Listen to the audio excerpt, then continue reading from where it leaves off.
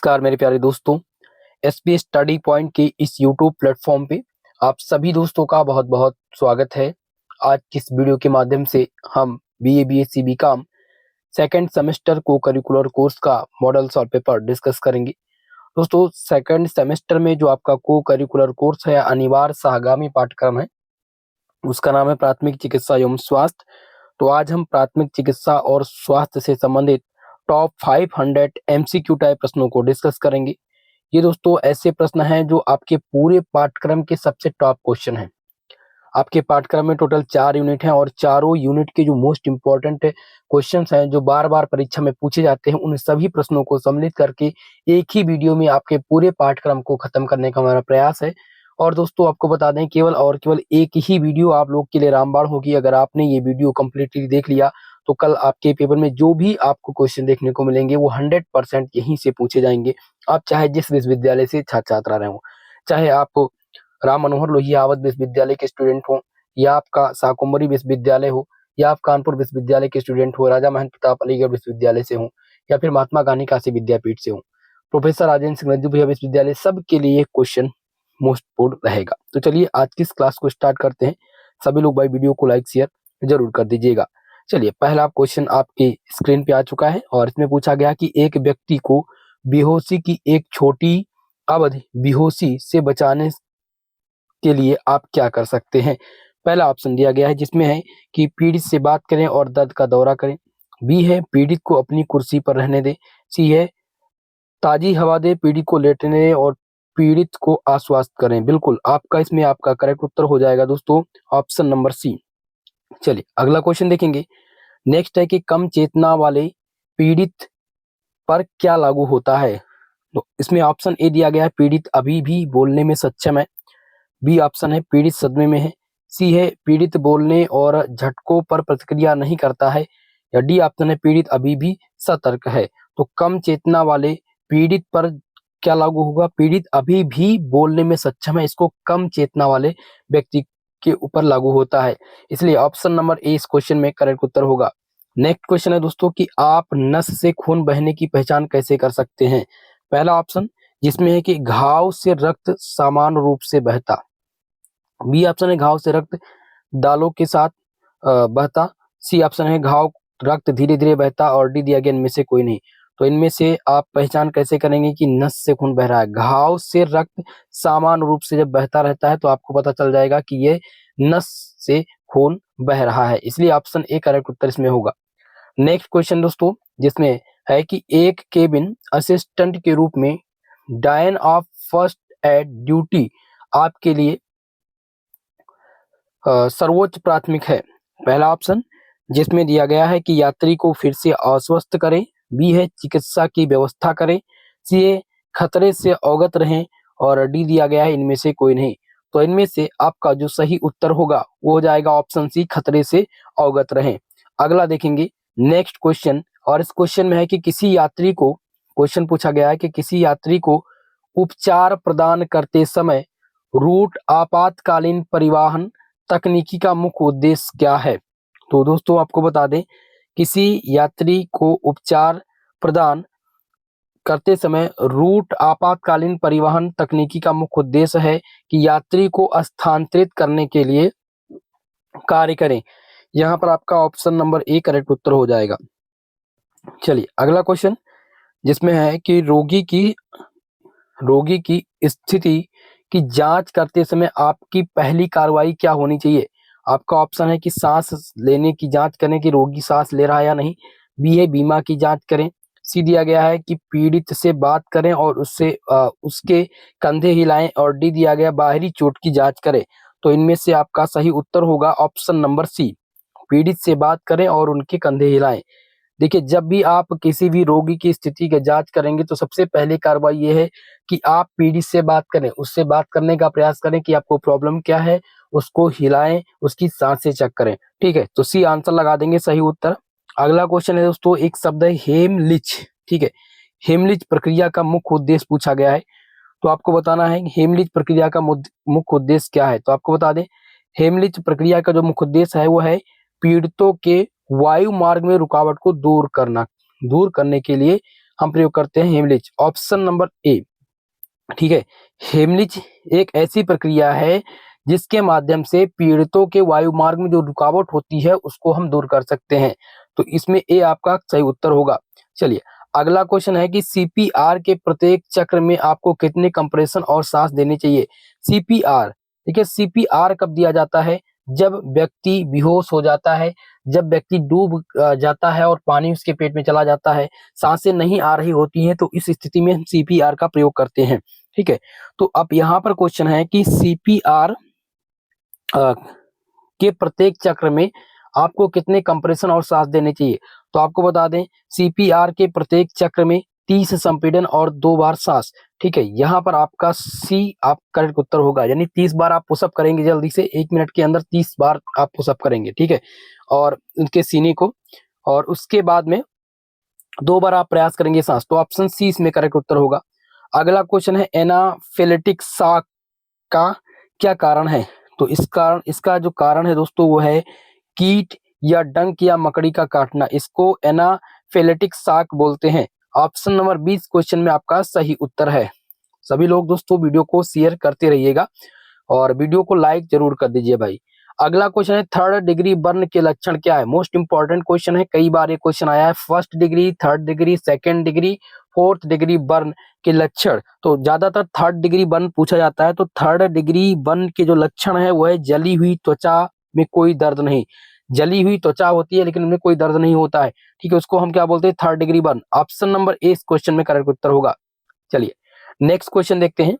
अगला क्वेश्चन आपका था कि गंभीर रक्तस्राव के लिए आपको सबसे पहले क्या करना चाहिए। तो गंभीर जब रक्तस्राव हो रहा है, यानी कि गंभीर खून जब आपके शरीर से बह रहा है, तो सबसे पहले आपको क्या करना चाहिए। ऑप्शन दिया गया पीड़ित को ठीक करने की स्थिति में रखें, बी है साफ कपड़े या हाथ से सीधा दबाव, सी है साफ कपड़े से ढक दे, और डी दिया ऑक्सीजन दे। तो इस क्वेश्चन में आपका जो सही उत्तर हो जाएगा ऑप्शन नंबर बी, साफ कपड़े या हाथ से सीधा दबाएं। ठीक है, चलिए अगला क्वेश्चन देखते हैं। नेक्स्ट क्वेश्चन है कि आप आपातकालीन पट्टी के अंत में गांठ लगा सकते हैं। पहला ऑप्शन है हमेशा पट्टी के ऊपर, बी है घाव के ऊपर, सी दिया गया स्पष्ट रूप से घाव से दूर, और डी दिया गया इनमें से कोई नहीं। तो आपको बता दें आप आपातकालीन पट्टी के अंत में गांठ लगा सकते हैं स्पष्ट रूप से घाव से दूर। ठीक है, घाव पर आप कभी भी गांठ नहीं लगा सकते। ऑप्शन नंबर सी करेक्ट उत्तर होगा।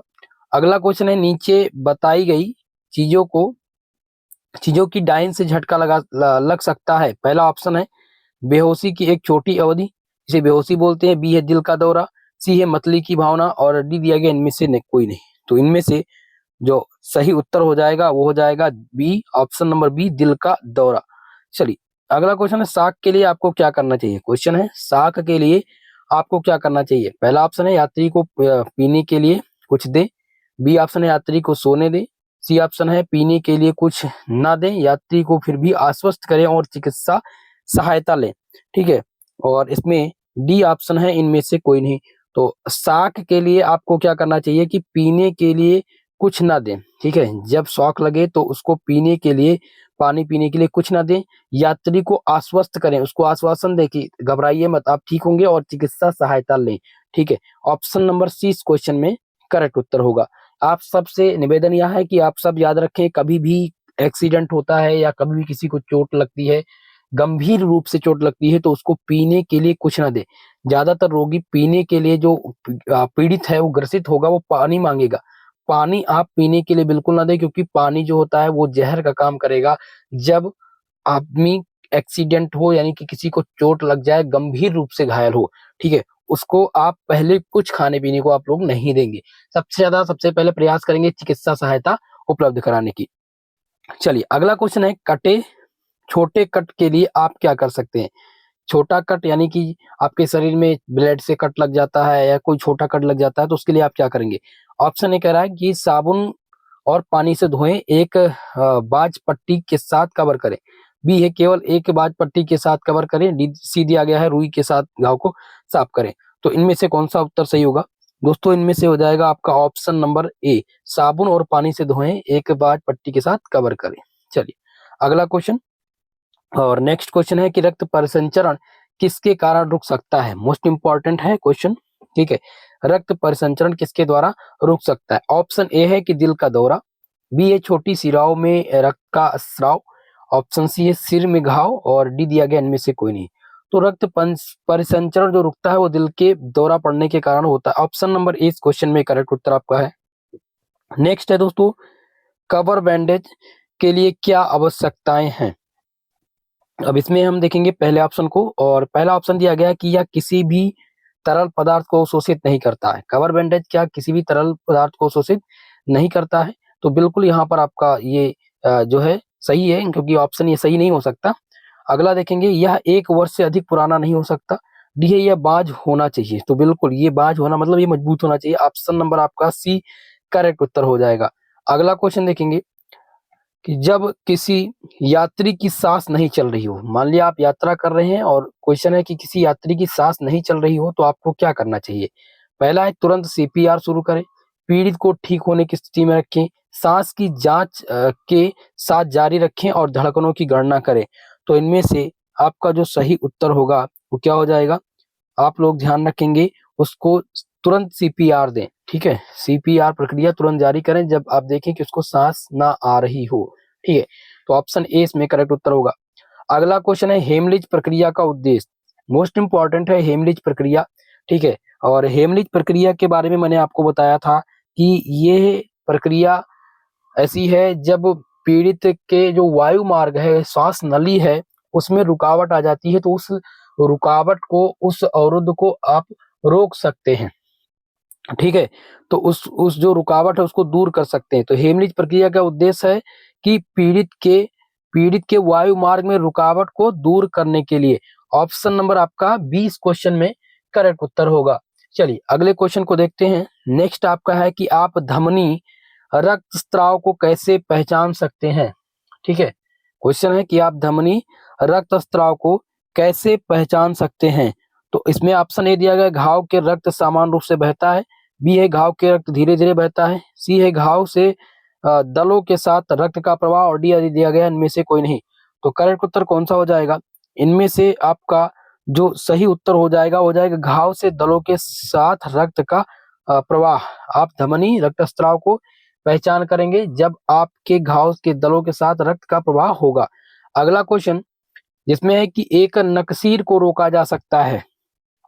पहला है प्रतीक्षा करना, बी है नथुनों को कुछ देर में के लिए थपथपाना, और सी है पीने के लिए कुछ ठंडा देना, नाक में कुछ रुई डालना। तो यहाँ पर जब नक्सीर हो जाए, नक्सीर नक्सीर क्या होते हैं? जब आप देखें कि अक्सर कर गर्मी के मौसम में छोटे बच्चे होते हैं या बड़ों को भी होता है, ठीक है, उनकी नाक से एक बैक ब्लड आने लगता है, तो उसको क्या बोलते हैं? नक्सीर बोलते हैं, ठीक है। तो नथुनों को कुछ देर के लिए थपथपाना, आप नक्सीर को रोक सकते हैं इसके माध्यम से। ऑप्शन नंबर बी करेक्ट उत्तर हो जाएगा इसमें। अगला देखेंगे जिसमें है कि केबिन असिस्टेंट के रूप में आपके लिए नीचे दिए गए प्राथमिक चिकित्सा कर्तव्यों में से कौन सा सर्वोच्च प्राथमिकता है? पहला है खतरे से अवगत रहें, बी है यात्री को फिर से आश्वस्त करें, सी है पीड़ित से बात करें और उसके कंधे को हिलाएं, डी दिया गया इनमें से कोई नहीं। तो इस क्वेश्चन में आपका जो करेक्ट उत्तर होगा वो हो जाएगा पीड़ित से बात करें और उसके कंधे को हिलाएं। सी आंसर लगाएंगे आप सब लोग करेक्ट उत्तर। चलिए अगला क्वेश्चन देखते हैं। और नेक्स्ट क्वेश्चन इसमें है कि एक कार्डियक आउटपुट यानी 6.0 लीटर मिनट है और दूसरा है 1.44 लीटर मूत्राबादन बनता है, तो नेफ्रॉन और एकत्रित नलिकाओं में प्रवाह का कितना प्रतिशत पुनः अवशोषित होता है? यानी कि गुर्दे कार्डियक आउटपुट का 20% प्राप्त कर सकते हैं। तो इसमें से सही उत्तर हो जाएगा डेटा अपर्याप्त, ठीक है। इनमें से कोई भी डेटा सही नहीं है। अगला देखेंगे, नेक्स्ट क्वेश्चन है बहुत ही इंपॉर्टेंट क्वेश्चन, कई बार ये क्वेश्चन पूछा गया। मानव हृदय का पेसमेकर। तो मानव हृदय का पेसमेकर किसे बोलते हैं? एसए नोड को मानव हृदय का पेसमेकर बोलते हैं। ऑप्शन नंबर आपका ए करेक्ट उत्तर हो जाएगा। अगला देखेंगे, नेक्स्ट क्वेश्चन है कि पैपिलरी मांसपेशियां किसके साथ जुड़ी हैं? ऑप्शन ए है कि निलय के साथ, बी अलिंद, सी दिया गया है कि पृष्ठीय महाधमनी, और डी दिया गया साइनस वेनोसस। तो आपको याद रखना है कि पैपिलरी मांसपेशियां ये जुड़ी होती हैं किसके साथ? तो इसमें आपका हो जाएगा निलय, ये निलय के साथ जुड़ी होती हैं। ऑप्शन नंबर ए करेक्ट उत्तर है। और नेक्स्ट क्वेश्चन है, एक खुला परिसंचरण तंत्र होता है। पहला ऑप्शन जिसमें दिया गया है सरीसृप, बी है आदमी, सी है आपका जानवर और डी दिया गया है कीड़े। तो इनमें से आपका जो सही उत्तर हो जाएगा, एक खुला परिसंचरण तंत्र जुड़ा होता है कीड़े। ऑप्शन नंबर डी आप लगा देंगे करेक्ट उत्तर। नेक्स्ट क्वेश्चन है कि रक्त समूह, नेक्स्ट क्वेश्चन क्या पूछा गया कि रक्त समूह की एबीओ प्रणाली में यदि दो प्रतिजन मौजूद हैं लेकिन कोई रक्षी नहीं है तो व्यक्ति का रक्त समूह क्या होगा? तो व्यक्ति का जो रक्त समूह होगा वो व्यक्ति ए बी होगा, blood group A B. Option number C इस क्वेश्चन में करेक्ट उत्तर आपका है। नेक्स्ट क्वेश्चन है कि निम्नलिखित में से किस अंग को रक्त बैंक कहा जाता है? मोस्ट इंपॉर्टेंट क्वेश्चन, ठीक है। रक्त बैंक पूछा गया किसको कहा जाता है? ऑप्शन में है फेफड़ा, बी हृदय, सी दिया गया जिगर और डी है तिल्ली। तो इनमें से रक्त बैंक बोला जाता है तिल्ली को। यहाँ पर डी आंसर आप सभी लोग लगाएंगे करेक्ट उत्तर। अगर ऑप्शन में आपको प्लीहा देखेगा तो प्लीहा पर लगाएंगे, ठीक है, क्योंकि तिल्ली को रक्त बैंक तिल्ली को बोलते हैं और तिल्ली को इंग्लिश में क्या बोलते हैं? प्लीहा। ऑप्शन नंबर आपका डी सही है। अगर तिल्ली नहीं मिलेगा ऑप्शन में डी आपको दिखेगा प्लीहा, तो उस पर आप लगाएंगे। चलिए अगला देखेंगे जिसमें है कि हेमेटोक्रिट मान की अभिव्यक्ति है। हेमेटोक्रिट मान की अभिव्यक्ति इनमें से पूछी गई है, तो आप लोग ध्यान रखेंगे रक्त में लाल रक्त कणिकाओं का प्लाज्मा से अनुपात, इसको बोलते हैं haematocrit. Okay, option number C इस क्वेश्चन में करेक्ट उत्तर होगा। चलिए अगला क्वेश्चन, और नेक्स्ट क्वेश्चन इसमें है कि क्रिसमस रोग को इस नाम से भी जाना जाता है। चलिए बताने का प्रयास कीजिएगा कि क्रिसमस रोग को किस नाम से जाना जाता है। तो आप लोग याद रखेंगे हीमोफीलिया बी, हीमोफीलिया बी को हम क्रिसमस रोग के नाम से जानते हैं। ऑप्शन नंबर बी आपका इसमें करेक्ट उत्तर है। नेक्स्ट क्वेश्चन है कि निम्नलिखित में से किसे हाथ धोने का सबसे महत्वपूर्ण पहलू माना जाता है? हाथ धोने का सबसे महत्वपूर्ण पहलू यहाँ पर पूछा गया है, तो घर्षण, घर्षण याद रखेंगे, ठीक है। घर्षण को हाथ धोने का सबसे महत्वपूर्ण पहलू माना जाता है। अगला क्वेश्चन है कि निम्नलिखित स्टेम कोशिकाओं में से कौन सी गर्भनाल में पाई जाती है? पहला ऑप्शन जिसमें है गर्भनाल रक्त स्टेम सेल, बी है कि स्टेम सेल वैक्स स्टेम सेल, सी है भ्रूण स्टेम सेल और डी दिएगी उपरोक्त सभी। तो आपको बता दें गर्भनाल, इनमें से स्टेम कोशिका जो गर्भनाल में पाई जाती है उसका नाम है गर्भनाल रक्त स्टेम सेल। ऑप्शन ए इस क्वेश्चन में करेक्ट उत्तर होगा। नेक्स्ट क्वेश्चन आपका है इसमें जिसमें पूछा गया यदि वेगस तंत्रिका काट दी जाए तो हृदय की धड़कन क्या हो जाती है? घट जाती है या बढ़ जाती है? तो अगर वेगस तंत्रिका काट दी जाएगी तो हृदय की धड़कन जो हो जाएगी वो बढ़ जाएगी, इसलिए ऑप्शन नंबर ए इस क्वेश्चन में आप सही उत्तर लगाएंगे।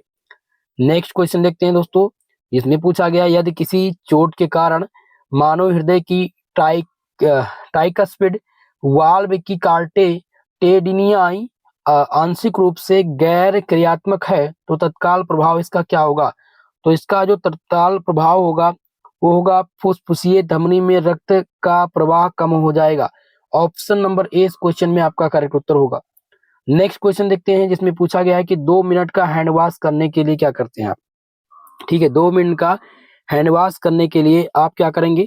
तो 1 मिनट धो लें, इसमें दिया गया 1 मिनट धो लें, अच्छी तरह धो लें, फिर लगा लें और दूसरे मिनट धो लें। बी आंसर इस क्वेश्चन में करेक्ट उत्तर होगा। नेक्स्ट क्वेश्चन है प्रभावी हाथ धोने के लिए हाथों को कितने समय तक एक साथ रगड़ना है? तो प्रभावी हाथ धोने के लिए हाथों को लगभग हम 20 सेकंड तक रगड़ते हैं। यहाँ पर आपका B C option number C correct उत्तर हो जाएगा 20 सेकंड। नेक्स्ट क्वेश्चन दोस्तों जिसमें है कि इनमें से पहले आप रोगियों के साथ काम करना शुरू करें आपको निम्नलिखित कार्य करने चाहिए। तो इनमें से आपको कौन सा कार्य करना चाहिए? पहला दिया गया है कि 1 मिनट का हैंड वॉश, दूसरा है कि 2 मिनट का हैंड वॉश। तो भाई ज्यादा से ज्यादा 2 मिनट का हैंड वॉश होता है। ऑप्शन नंबर 20 में करेक्ट उत्तर आपका होगा। चलिए नेक्स्ट क्वेश्चन आपके स्क्रीन पे आ चुका है और इसमें पूछा गया है क्वेश्चन, ध्यान दीजिएगा कि केचुए में श्वसन की प्रक्रिया किस माध्यम से होती है? पहला है त्वचा, बी हेड, सी ऑप्शन है फेफड़े और डी दिया गया इसके पूर्ववर्ती छोर पर जो छिद्र है उसके द्वारा। तो आपको बता दें केचुए में श्वसन की जो प्रक्रिया होती है वो त्वचा के माध्यम से होती है। यहाँ पर ऑप्शन नंबर ए इस क्वेश्चन में आपका सही आंसर होगा। नेक्स्ट क्वेश्चन की तरफ बढ़ते हैं और आपका अगला क्वेश्चन है एक्सियल स्केलेटन में क्या होता है। तो इस एक्सियल स्केलेटन में होता क्या है पूछा गया है। पहला ऑप्शन दिया गया इसमें खोपड़ी, बी है वर्टिबल कॉलम, सी है रिब्स और स्टर्न और डी दिया गया उपरोक्त सभी। तो इस क्वेश्चन में आपका जो सही आंसर होगा वो हो जाएगा, ध्यान रखेंगे, ऑप्शन नंबर आपका डी उपरोक्त सभी। ठीक है, यानी कि एक्सियल स्केलेटन में खोपड़ी, वर्टिबल कॉलम, रिब्स और स्टर्न ये सभी होते हैं। अगला क्वेश्चन है शरीर की सबसे लंबी और सबसे बड़ी हड्डी का नाम बताना है। तो शरीर की सबसे लंबी जो हड्डी होती है वो कौन सी होती है, जांग की हड्डी जिसे फीमर बोलते हैं। ऑप्शन नंबर ए इस क्वेश्चन का करेक्ट उत्तर हो जाएगा। नेक्स्ट क्वेश्चन है कि मनुष्य की खोपड़ी में ऐसी हड्डी का नाम बताएं जो अपनी जगह से हिल सकती है या स्थान परिवर्तित कर सकती है। पहला ऑप्शन जिसमें दिया गया है इथोमोइड बोन या मनी डबल बोन, सी दिया गया नाक की हड्डी, डी दिया गया है अश्रु की हड्डी। तो इनमें से जो सही उत्तर होगा वो हो जाएगा मनी डबल बोन। ठीक है, ये मनुष्य की खोपड़ी की हड्डी है मनी डबल बोन जो अपनी जगह से हिल सकती है और स्थान परिवर्तित कर सकती है। चलिए अगला क्वेश्चन देखेंगे। नेक्स्ट क्वेश्चन जिसमें है कि किस वर्णक की उपस्थिति के कारण कंकाल की मांसपेशियों को लाल और सफेद मांसपेशियों में वर्गीकृत किया जाता है। पहले ऑप्शन जिसमें दिया गया है सार्कोप्लाज्मिक, बी है स्टेपस, सी है मायोसिन और डी इनमें से कोई नहीं। तो इसमें आपका जो करेक्ट उत्तर होगा दोस्तों हो जाएगा स्टेपस। ठीक है, इसमें स्टेपस आपका करेक्ट उत्तर होगा। नेक्स्ट क्वेश्चन जिसमें पूछा गया कि उंगलियों की हड्डी को किस रूप में जाना जाता है। आपके ऑप्शन दिए गए हैं। पहला दिया गया है कि हेमेट बोन, बी है गार्डलस, सी दिया गया है फालेंगेस और डी ऑप्शन है मेटाकार्पल। तो उंगलियों की हड्डी को किस नाम से जानते हैं, तो आप लोग याद रखेंगे फालेंगेस। ठीक है, उंगलियों की हड्डी को फालेंगेस के नाम से हम सब जानते हैं। सी ऑप्शन इसमें करेक्ट उत्तर आपका होगा। नेक्स्ट क्वेश्चन है हमारे शरीर में कितने प्रकार के जोड़े मौजूद होते हैं, आपको बताना है। मोस्ट इंपॉर्टेंट क्वेश्चन है कि हमारे शरीर में कितने प्रकार के जोड़े मौजूद हैं। तो हमारे शरीर में दोस्तों 3 प्रकार के जोड़े मौजूद हैं। यहाँ पर ऑप्शन नंबर आपका बी करेक्ट उत्तर हो जाएगा। चलिए अगला क्वेश्चन है कि पेशी की विद्युतीय गतिविधि का रिकॉर्ड किसके रूप में जाना जाता है। पहला ऑप्शन इलेक्ट्रोकार्डियोग्राम, बी दिया गया इलेक्ट्रोमायोग्राम, सी है ए और बी दोनों और डी दिया गया है ना तो ए और ना ही बी। तो पेशी की विद्युत गतिविधि का जो रिकॉर्ड है उसको किसके नाम से हम जानते हैं। यहाँ पर आपका जो सही उत्तर हो जाएगा इलेक्ट्रोमायोग्राम जिसे हम EMG बोलते हैं। ऑप्शन नंबर बी इस क्वेश्चन में बी आपका करेक्ट उत्तर होगा। नेक्स्ट क्वेश्चन ध्यान दीजिएगा और इसमें है कि उंगलियों की हड्डी को किस रूप में जाना जाता है। मोस्ट इंपॉर्टेंट है। ऑप्शन ए कह रहा है कि हमाटे हड्डी, बी है गार्डलस, सी दिया गया है फालंगेस और डी दिया गया है मेटाकार्पल्स। तो अब यहाँ पर हम बात करेंगे फालंगेस। तो फालंगेस किसकी हड्डी है, अभी मैंने बताया था उंगलियों की हड्डियों को हम फालंगेस बोलते हैं। अब यहाँ पर है कि उंगली, तो जब भी उंगली की बात करें तो फालंगेस पर ही लगाएंगे। ठीक है, अभी पहले भी इस क्वेश्चन को मैंने कराया था, तो सी आंसर इसमें करेक्ट उत्तर होगा। अगला है हमारे शरीर में कितने प्रकार के जोड़ पूछे गए हैं कि जोड़ कितने प्रकार के मौजूद हैं, 2, 3 या 4 प्रकार के या 5 प्रकार के। तो आपको बता दें हमारे शरीर में टोटल जो जोड़ हैं वो 3 प्रकार के मौजूद हैं। ऑप्शन नंबर आपका 20 क्वेश्चन में करेक्ट उत्तर होगा। चलिए आगे बढ़ते हैं नेक्स्ट क्वेश्चन की तरफ और इसमें आपका नेक्स्ट क्वेश्चन है मांसपेशियों की विद्युत गतिविधि का रिकॉर्ड किस रूप में जाना जाता है। पहला ऑप्शन इलेक्ट्रोकार्डियोग्राम जिसे ECG बोलते हैं, बी दिया गया ऑप्शन बी आपका है जिसमें है इलेक्ट्रोमायोग्राम जिसे EMG बोलते हैं और सी दिया गया ए और बी दोनों। तो आपको बता दें मांसपेशियों की विद्युत गतिविधि का रिकॉर्ड जो होता है वो इलेक्ट्रोमायोग्राम जिसे हम EMG बोलते हैं इसके रूप में जाना जाता है। ऑप्शन नंबर बी इस क्वेश्चन का करेक्ट उत्तर होगा। नेक्स्ट क्वेश्चन है अक्षीय कंकाल में क्या होता है? चलिए बताने का प्रयास कीजिएगा। अक्षीय कंकाल में क्या होता है? पहला ऑप्शन है खोपड़ी, बी है कशेरुक स्तंभ, सी है पसलियों की उरोस्थि और डी दिया गया उपरोक्त सभी। तो इस क्वेश्चन में करेक्ट उत्तर क्या होगा? ध्यान दीजिएगा, अक्षीय कंकाल में क्या होता है? तो अक्षीय कंकाल में दोस्तों उपरोक्त सभी होता है। क्या होता है? उपरोक्त सभी। आंसर डी आप लगा देंगे करेक्ट उत्तर। नेक्स्ट क्वेश्चन है कि शरीर की सबसे लंबी और सबसे भारी हड्डी का नाम यहाँ पर पूछा गया है। पहला ऑप्शन है फीमर, बी है फाइबुला, सी दिया गया है टीबिया और डी दिया गया इलम। तो शरीर की सबसे लंबी और सबसे भारी हड्डी फीमर है, जो कि जांघ की हड्डी है। ऑप्शन नंबर आपका ए इस क्वेश्चन में करेक्ट उत्तर होगा। चलिए अगला क्वेश्चन, जिसमें मनुष्य की खोपड़ी में एक मात्र चल हड्डी का नाम बताइए। तो मनुष्य की खोपड़ी में एकमात्र जो चल हड्डी है वो है मैंडिबल बोन। ऑप्शन नंबर आपका 20 क्वेश्चन में करेक्ट उत्तर होगा।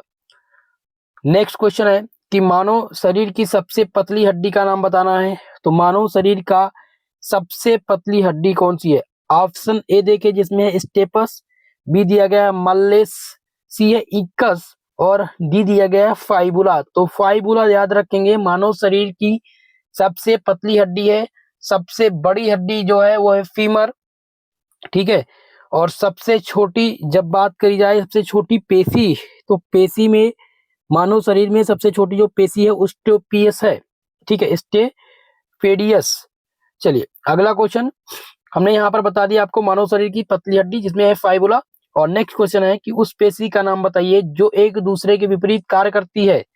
पहला ऑप्शन जिसमें दिया गया हृदय की मांसपेशी, बी है कंकाल की मांसपेशी, सी दिया गया प्रतिपक्षी पेशी और डी है स्टेपेडियस पेशी। तो आपको बता दें दोस्तों, यहाँ पर जो आपका करेक्ट उत्तर हो जाएगा वो हो जाएगा प्रतिपक्षी पेशी। प्रतिपक्षी पेशी है, ये एक ऐसी पेशी है जो एक दूसरे के विपरीत कार्य करती है, इसलिए प्रतिपक्षी इसका नाम ही रखा गया है। अगला है कि सबसे छोटी पेशी का नाम बताइए। मोस्ट इंपॉर्टेंट क्वेश्चन है। तो सबसे छोटी जो पेशी है वो है स्टेपेडियस। ऑप्शन नंबर आपका सी इस क्वेश्चन में करेक्ट उत्तर होगा। चलिए नेक्स्ट क्वेश्चन, और आपका अगला क्वेश्चन है मानव शरीर में मौजूद सबसे पतली हड्डी का नाम बताइए, जिसमें पहला ऑप्शन दिया गया स्टेपीज हड्डी, बी है मेलियस हड्डी, सी है दोस्तों स्तू अड़क हड्डी और डी है फिबुला हड्डी। तो इनमें से जो आपका करेक्ट उत्तर हो जाएगा यहाँ पर ऑप्शन नंबर डी फिबुला हड्डी। फिबुला हड्डी जो है ये मानव शरीर में मौजूद सबसे पतली हड्डी है। चलिए अगला क्वेश्चन, इसमें दिया गया है क्वेश्चन कि एक दूसरे के विरोध में कार्य करने वाली मांसपेशी के नाम। तो एक दूसरे के विरोध में कार्य करने वाली मांसपेशी जो है वो है कौन सी हड्डी? प्रतिपेशी। प्रतिपेशी मांसपेशियां, अच्छा माफ कीजिएगा, हड्डी नहीं पूछा गया, मांसपेशी पूछा गया। एक दूसरे के विरोध में कार्य करने वाली मांसपेशियां पूछी गई है कि कौन सी है। तो इसमें आपका प्रतिपिंड मांसपेशी, ये एक दूसरे के विरुद्ध में कार्य करने वाली मांसपेशी है। सी आंसर लगाएंगे सही उत्तर। नेक्स्ट क्वेश्चन है कि सबसे छोटी मांसपेशी का नाम। तो सबसे छोटी मांसपेशी का जो नाम है वो है स्टेपेडियस मांसपेशी। ऑप्शन नंबर आपका सी इस क्वेश्चन में करेक्ट उत्तर होगा। नेक्स्ट क्वेश्चन दोस्तों, जिसमें है कि क्वेश्चन आया हुआ है कि किस पिगमेंट के होने की वजह से कंकाल की मांसपेशियों को लाल और सफेद मांसपेशियों में वर्गीकृत किया जाता है। पहला ऑप्शन है सार्कोप्लाज्मिक, बी है मायोग्लोबिन, सी है मायोसिन और डी दिया गया उपरोक्त में से कोई नहीं। तो इनमें से आपका जो सही उत्तर हो जाएगा मायोग्लोबिन, ठीक है। आंसर बी करेक्ट उत्तर होगा। मायोग्लोबिन पिगमेंट होने की वजह से कंकाल की मांसपेशियों को लाल और सफेद मांसपेशियों में वर्गीकृत किया जाता है, इसलिए आंसर बी आप सब लगाएंगे करेक्ट उत्तर। चलिए मोस्ट इंपॉर्टेंट क्वेश्चन आ चुका है आपके स्क्रीन पे।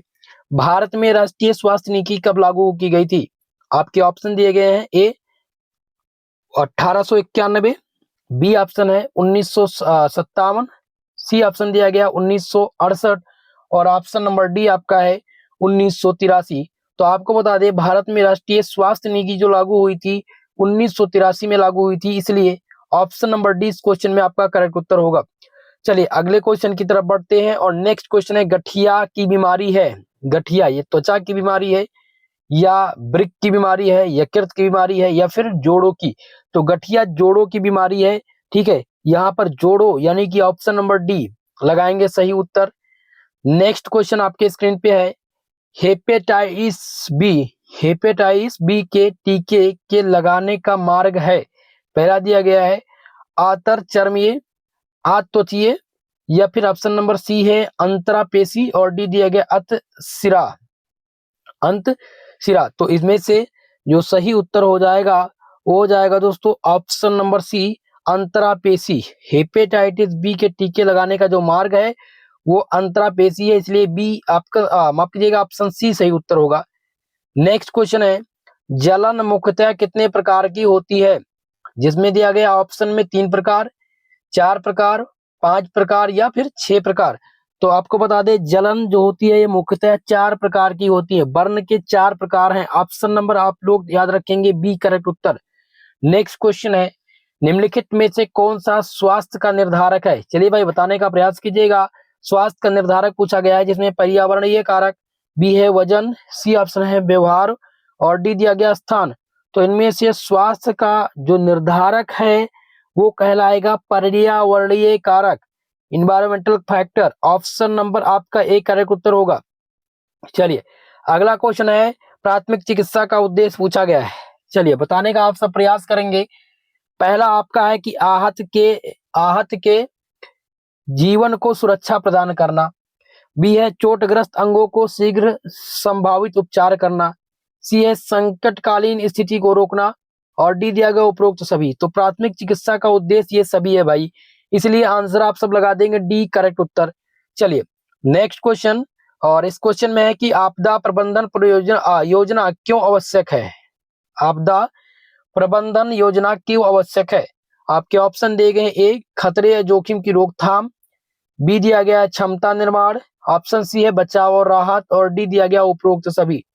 तो इस क्वेश्चन में आप सभी लोग आंसर करेंगे ऑप्शन नंबर डी को, उपरोक्त सभी। क्योंकि आपदा प्रबंधन इसलिए जरूरी है क्योंकि आप खतरे या जोखिम की रोकथाम कर पाए, आप क्षमता की रोकथाम कर पाए, बचाव और राहत की रोकथाम कर पाए, इसलिए हम डी आंसर लगाएंगे उपरोक्त सभी। चलिए अगला क्वेश्चन, और इसमें पूछा गया है कि यदि कोई मानव रोग विश्व के एक बड़े क्षेत्र में फैल जाता है तो उसे क्या कहते हैं? पहला ऑप्शन है सर्वव्यापी महामारी, बी है महामारी, सी दिया गया है कि स्थानिक, और डी दिया गया पशु महामारी। तो जब मानव रोग है तो यहाँ पर पशु महामारी होगा नहीं, ठीक है, और हम इसे महामारी का दर्जा दे सकते हैं, ठीक है। लेकिन महामारी आएगा तो विश्व की बात, तो सर्वव्यापी महामारी, महामारी तो एक किसी विशिष्ट देश की बात होती तो हम इसको कह सकते थे, लेकिन यहाँ जब बात करेंगे विश्व के एक ही प्रकार का रोग विश्व में, तो सर्वव्यापी महामारी इसमें सही उत्तर होगा। ए आंसर लगाएंगे सही उत्तर। अगला क्वेश्चन, और इसमें पूछा गया नेत्र शैलेश मलाशेथ मुख्य रूप से संबंधित है एक संक्रमण जिसे अमाशय, बी कहते हैं घुटना, सी ऑप्शन दिया गया आंख, और डी है हृदय। तो इसमें आपका जो सही उत्तर हो जाएगा वो हो जाएगा आंख। नेत्र की बात हो रही है तो आंख से संबंधित है, इसमें अमाशय, घुटना, हृदय इनका कोई योगदान नहीं है। तो आप लोग फटाक से इस आंसर का चुनाव कर सकते हैं, सी आंसर लगा देंगे करेक्ट उत्तर। अगला क्वेश्चन देखें जिसमें है वेस्को में हाइपोथायरायडिज्म को क्या बोलते हैं? पहला ऑप्शन दिया गया है एडिसन रोग, या ग्रेव एडीज, या फिर ऑटुआम मनता, या मिक्सोडेमा। तो इसमें से जो सही उत्तर होगा इस पे आपका हो जाएगा मिक्सोडेमा, ठीक है, डी आंसर करेक्ट उत्तर है। चलिए नेक्स्ट क्वेश्चन की तरफ बढ़ते हैं। नेक्स्ट क्वेश्चन इसमें आपका है कि रासायनिक जलन के कारण होती है। रासायनिक जलन किसके कारण होती है? पहला ऑप्शन में दिया गया है तपिश, बी ऑप्शन है ठोस, सी है अम्ल, और डी दिया गया है नाइट्रोजन। तो इनमें आपका जो करेक्ट उत्तर हो जाएगा वो हो जाएगा अम्ल। जब भी बात हो रासायनिक जलन की तो रासायनिक जलन में सबसे ज्यादा जो प्रयोग होता है वो अम्ल, यहाँ पर सी आंसर करेक्ट उत्तर हो जाएगा। चलिए अगला क्वेश्चन है कि फर्स्ट डिग्री बर्न, प्रथम श्रेणी का दाह का इलाज करने के लिए आपको क्या करना चाहिए? ठीक है, पहला ऑप्शन जिसमें कह रहा है कि जले हुए स्थान और हृदय के बीच कसने वाली पट्टी लगा दें। बी ऑप्शन है कि साबुन के पानी से उस जगह को अच्छी तरह साफ करें। सी ऑप्शन है ठंडा पानी तब तक लगाएं जब तक कि दर्द कम या बंद ना हो जाए। डी दिया गया अच्छी गुणवत्ता वाली बर्न क्रीम या मलहम लगाएं। तो इनमें से दोस्तों करेक्ट उत्तर हो जाएगा ऑप्शन नंबर सी। ठीक है, ठंडा बहता पानी तब तक लगाएं जब तक कि दर्द कम या बंद ना हो जाए। यह है फर्स्ट डिग्री बर्न का प्राथमिक इलाज। ऑप्शन सी लगाएंगे सही उत्तर। चलिए नेक्स्ट क्वेश्चन देखेंगे, जिसमें है कि निम्नलिखित में से कौन सा ग्राही गंध का पता लगाने के लिए जिम्मेदार है। पहला ऑप्शन है जिसमें दिया गया घ्राण, ऑप्शन नंबर बी है रस संवेदी, सी है ए व बी दोनों, डी दिया गया है काय संवेदी। तो इस क्वेश्चन में जो सही उत्तर आपका हो जाएगा घ्राण। ठीक है, घ्राण क्या है, ये ग्राही गंध का पता लगाने के लिए जिम्मेदार है, उसका नाम है घ्राण। चलिए अगला क्वेश्चन, और इसमें पूछा गया है कि मानव हृदय में पाई जाने वाली स्टेपीज या स्टेपर नामक सबसे छोटी हड्डी कहाँ स्थित होती है। पहला ऑप्शन है जिसमें दिया गया है कुगु कर्णी नालिका में, बी है कुंडलिनी में, सी है बाह्य कान में, और डी दिया गया मध्य कान में। तो मैं आपको बता दूं, इसमें आपका जो सही उत्तर हो जाएगा मध्य कान। ठीक है, जो कान में होती है, कान की हड्डी मध्य कान में स्थित होती है स्टेपीज, और यह मानव शरीर की सबसे छोटी हड्डी होती है, ये आप ध्यान रखेंगे। यहाँ पर डी आंसर करेक्ट उत्तर होगा। चलिए अगला क्वेश्चन, जो कि मोस्ट इंपॉर्टेंट क्वेश्चन है, पूछा गया है कि मानव शरीर में कौन सा अंग संतुलन बनाए रखने में मदद करता है। पहला है हृदय, बी दिया गया यकृत, सी आपका दिया गया है कान, और डी है जीभ। तो आपको बता दें मानव शरीर में कौन से अंग की बात हो रही है, तो इनमें से आपका जो सही उत्तर हो जाएगा कान। ठीक है, मानव शरीर में कान संतुलन बनाए रखने में मदद करता है, सी आंसर लगाएंगे करेक्ट उत्तर। अगला क्वेश्चन है कशेरुकु आंख का वह क्षेत्र, नेक्स्ट है कशेरुकु आंख का वह क्षेत्र जहां ऑप्टिक तंत्रिका रेटिना से बाहर निकलती है, उसको क्या बोलते हैं। पहला ऑप्शन है जिसे बोलते हैं फोबिया, बी आपका है आइरिस, सी दिया गया है ब्लाइंड स्पॉट, और डी ऑप्शन दिया गया है ऑप्टिकल चियास्म। तो इस क्वेश्चन में जो सही उत्तर है वो हो जाएगा blind spot, option number C correct उत्तर होगा। नेक्स्ट क्वेश्चन, और इस क्वेश्चन में है कि निम्नलिखित में से किसके साथ घ्राण शब्द जुड़ा हुआ है। घ्राण शब्द में से किसके साथ जुड़ा हुआ है। पहला अनुभव करना, बी ऑप्शन दिया गया देखना, सी है सूंघना, और डी दिया गया सुनना। तो घ्राण शब्द जो संबंधित है ये सूंघने से है, यहाँ पर सी आंसर आपका करेक्ट उत्तर होगा। चलिए अगला क्वेश्चन है कि अगर आदमी की याददाश्त कमजोर हो जाए तो निम्नलिखित में से कौन सा हिस्सा गायब हो जाता है। चलिए आप सब लोग बताने का प्रयास करेंगे, जिसमें ऑप्शन में दिया गया ए मज्जा, बी है सेरिबेलम बेलम, या फिर सी दिया गया सेरिब्रम, और डी दिया गया हाइपोथैलेमस। तो इनमें से जो सही उत्तर हो जाएगा वो हो जाएगा सेरिबेलम। ठीक है, ये मस्तिष्क में होता है।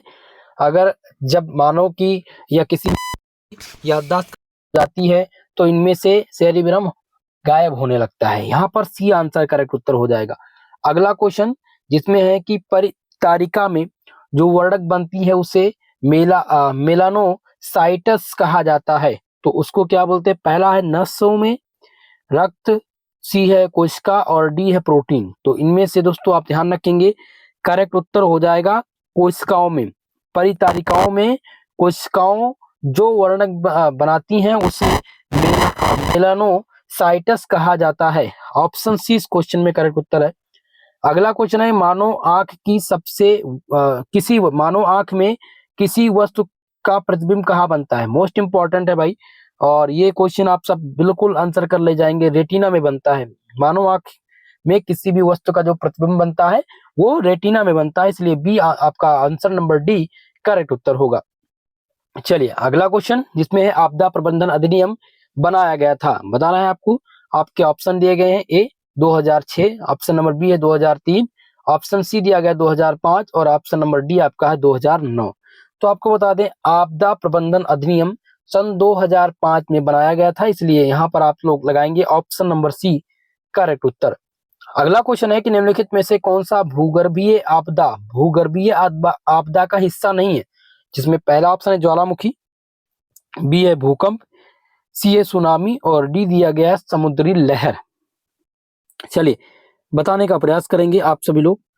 तो ज्वालामुखी ये तो भाई भूगर्भीय आपदा का हिस्सा है, भूकंप भी भूगर्भीय आपदा का हिस्सा है और सुनामी भी यहीं से आती है।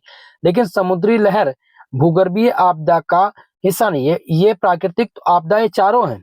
लेकिन अगर प्राकृतिक आपदा पूछा जाता तो ज्वालामुखी, भूकंप, सुनामी, समुद्री लहर ये सभी प्राकृतिक आपदा के अंतर्गत आती।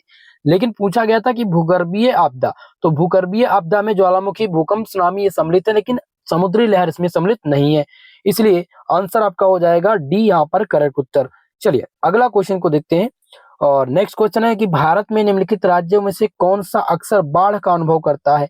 बाढ़ का अनुभव यहाँ पर पूछा गया है कि सबसे ज्यादा कौन अनुभव करता है। पहला दिया गया ऑप्शन ए बिहार, बी है पश्चिम बंगाल, सी है असम और डी दिया गया उत्तर प्रदेश। तो सबसे ज्यादा भारतीय राज्य जिसमें बाढ़ की संख्या ज्यादा है यानी बाढ़ ज्यादा अनुभव करता है वो है असम। ऑप्शन नंबर आपका सी करेक्ट उत्तर होगा इस क्वेश्चन में। अगला क्वेश्चन है ज्वालामुखियों से निकलने वाली सबसे प्रचुर गैस। ज्वालामुखी जब फटती है तो उसमें जो गैस निकलती है तो उसमें सबसे प्रचुर मात्रा में कौन सी गैस होती है। पहला दिया गया है जलवाष्प, ठीक है, और बी दिया गया है हीलियम, सी है सल्फर डाइऑक्साइड, डी दिया गया कार्बन डाइऑक्साइड। तो अधिक मात्रा में जल वाष्प ही निकलता है। यहाँ पर हम आंसर कौन सा करेंगे, ऑप्शन ए लगा देंगे सही उत्तर। नेक्स्ट क्वेश्चन देखते हैं दोस्तों, जिसमें है कि पिछले 5 वर्षों के दौरान भारत निम्नलिखित में से कौन से उष्णकटिबंधीय चक्रवातों द्वारा प्रभावित हुआ है। पहला ऑप्शन है गद्दा, माफ कीजिएगा, गाजा, हुदहुद, भीमा। ये सभी एक चक्रवात के नाम है। गाजा, हुदहुद, भीमा ये जो है किसके नाम है, चक्रवात के नाम है। बी दिया गया है हुदहुद, भीमा और ओखी, ठीक है। सी है गाजा, हुदहुद, ओखी। तो इनमें से आपका जो सही उत्तर हो जाएगा वो सी हो जाएगा, गाजा, हुदहुद, ओखी, ठीक है। ये पिछले 5 वर्षों में भारत उष्णकटिबंधीय चक्रवात है। सी आंसर लगाएंगे करेक्ट उत्तर। अगला है कि निम्नलिखित में से कौन सा असुरक्षित समूह नहीं है। यहाँ पर असुरक्षित समूह पूछा गया कि कौन सा नहीं है, जिसमें पहला ऑप्शन है शहरी मजदूर, बी ऑप्शन दिया गया धनी जमींदार, सी है अनुसूचित जातियां और डी है ग्रामीण दिहाड़ी मजदूर। तो चलिए इस क्वेश्चन में आंसर आप लोग करने का प्रयास कीजिएगा। इसमें धनी मजदूर आपके असुरक्षित समूह नहीं है, बी आंसर लगा देंगे करेक्ट उत्तर। अगला क्वेश्चन जिसमें है कि मौसम विभाग ने एक विशेष दिन पर तेज आंधी और बिजली गिरने की भविष्यवाणी की गई थी, ठीक है। और राधा छतरी लेकर बाहर जाना चाहती थी, लेकिन उसे सलाह दी गई कि वह इसे नहीं ले जाना चाहिए, वह उसको नहीं ले जाना चाहिए, क्योंकि पहला है कि बादलों से बिजली छाता के धातु भागों पर गिर सकती है, बी है पकड़ने पर फिसलन हो सकती है, सी है इसमें जंग लग सकती है और डी दिया गया छाता उड़ सकता है। तो इसमें से जो करेक्ट उत्तर हो जाएगा दोस्तों वो हो जाएगा ऑप्शन नंबर ए, बादलों से बिजली छाता के धातु भागों पर गिर सकता है। चलिए अगला क्वेश्चन देखते हैं, जिसमें है कि आपदा संबंधी तैयारियों के चरण में गैर सरकारी संगठन की क्या भूमिका है। पहला है जन जागरूकता और शिक्षा, बी ऑप्शन जिसमें दिया गया है कि प्रवणता और जोखिम मूल्यांकन, सी है प्रशिक्षण और अभ्यास, डी दिया गया उपरोक्त सभी। तो आपदा संबंधी तैयारी के चरण में गैर सरकारी संगठन की भूमिका ये सभी है, इसलिए डी आंसर आप लोग लगाएंगे करेक्ट उत्तर। नेक्स्ट क्वेश्चन है कि कोविड-19 के लिए कौन सा वायरस जिम्मेदार है, मोस्ट इंपॉर्टेंट क्वेश्चन है। तो आपको बता दें कोविड-19 के लिए जो वायरस जिम्मेदार है वो है SARS-CoV-2, ठीक है। ऑप्शन नंबर आपका एक इस क्वेश्चन में करेक्ट उत्तर है। नेक्स्ट है भूकंप को मापने में उपयोग किया जाने वाला तीव्रता के पैमाने की सीमा क्या है। तो इसके पैमाने की जो सीमा है वो 1 से 12 है। ऑप्शन नंबर ए इस क्वेश्चन में करेक्ट उत्तर आपका होगा। नेक्स्ट है निम्नलिखित शब्दों पर विचार कीजिए, ठीक है, यहाँ पर विचार करना है। पहला है कि बिजली, बी दिया गया है भूस्खलन, सी है गड़गड़ाहट, डी है सुनामी और ई दिया गया बाढ़। तो इसमें क्या हो सकता है, तो सबसे पहले भाई भूस्खलन इसमें होगा, ठीक है, फिर सुनामी, फिर भूस्खलन, फिर सुनामी और फिर आएगा बाढ़, ठीक है। यहाँ पर ए करेक्ट उत्तर है, ऑप्शन नंबर ए इसमें सही उत्तर आपका होगा। चलिए अगला क्वेश्चन है रिएक्टर पैमाने पर विनाशकारी भूकंप की तीव्रता कितनी होती है। तो रिएक्टर पैमाने पर विनाशकारी भूकंप की जो तीव्रता होती है जब 7 से अधिक हो जाती है। ऑप्शन बी इसमें करेक्ट उत्तर होगा। नेक्स्ट क्वेश्चन जिसमें है कि निम्नलिखित में से कौन सा एक स्थलीय प्राकृतिक आपदा का उदाहरण है। चलिए भाई बताने का प्रयास कीजिएगा कि इनमें से कौन सा प्राकृतिक आपदा का स्थलीय प्राकृतिक आपदा का उदाहरण है। ठीक है, और इसमें क्या दिया गया है, पहला है इसमें है बर्फानी तूफान, बी दिया गया बवंडर, सी ऑप्शन है तड़ित वृष्टि और डी दिया गया भूस्खलन। तो इसमें से करेक्ट उत्तर आपका हो जाएगा भूस्खलन। ठीक है, भूस्खलन ये एक प्रकार का स्थलीय प्राकृतिक आपदा का उदाहरण है। नेक्स्ट क्वेश्चन की तरफ बढ़ेंगे और अगला क्वेश्चन है कि नीचे दिए गए आपदा न्यूनीकरण उपायों में से उस उपाय की पहचान कीजिए जिसे गैर संरचनात्मक के रूप में जाना जा सकता है। पहला है बाढ़ रंगाई, बी है भूमि उपयोग जोनिंग, सी है बाढ़ प्रभावित क्षेत्रों में घरों का राशन और डी दिया गया है बीमा कार्यक्रम, ई है कि सुदृढ़ जल स्तंभ सुरक्षित कक्ष। तो आपको बताना नीचे दिए विकल्पों में से सही उत्तर आपको बताना है। तो इनमें से कौन कौन सा सही है, तो भाई इनमें से केवल और केवल सही है बी और डी। ठीक है, बी और डी, ऑप्शन ए करेक्ट उत्तर हो जाएगा बी, यानी कि भूमि उपयोग जोनिंग, और डी दिया गया है कि बीमा कार्यक्रम। चलिए अगला क्वेश्चन जिसमें है कि किस विटामिन की कमी से स्कर्वी रोग होता है। तो विटामिन की कमी से, तो यहाँ पर बात हो रही विटामिन सी, विटामिन सी की कमी से स्कर्वी रोग होता है। यहाँ पर आप लोग लगा देंगे आंसर नंबर डी करेक्ट उत्तर। अगला क्वेश्चन है वाहक तथा रोग का निम्न में से कौन सा मेल करता हुआ जोड़ा है। पहला ऑप्शन जिसमें दिया गया है कि क्यूलेक्स फाइलेरिसिस, और बी दिया गया है घरेलू मक्खी पीत ज्वार, सी है शरीर की जू टाइफाइड, डी दिया गया स्टैंड फ्लाई फ्लैंग।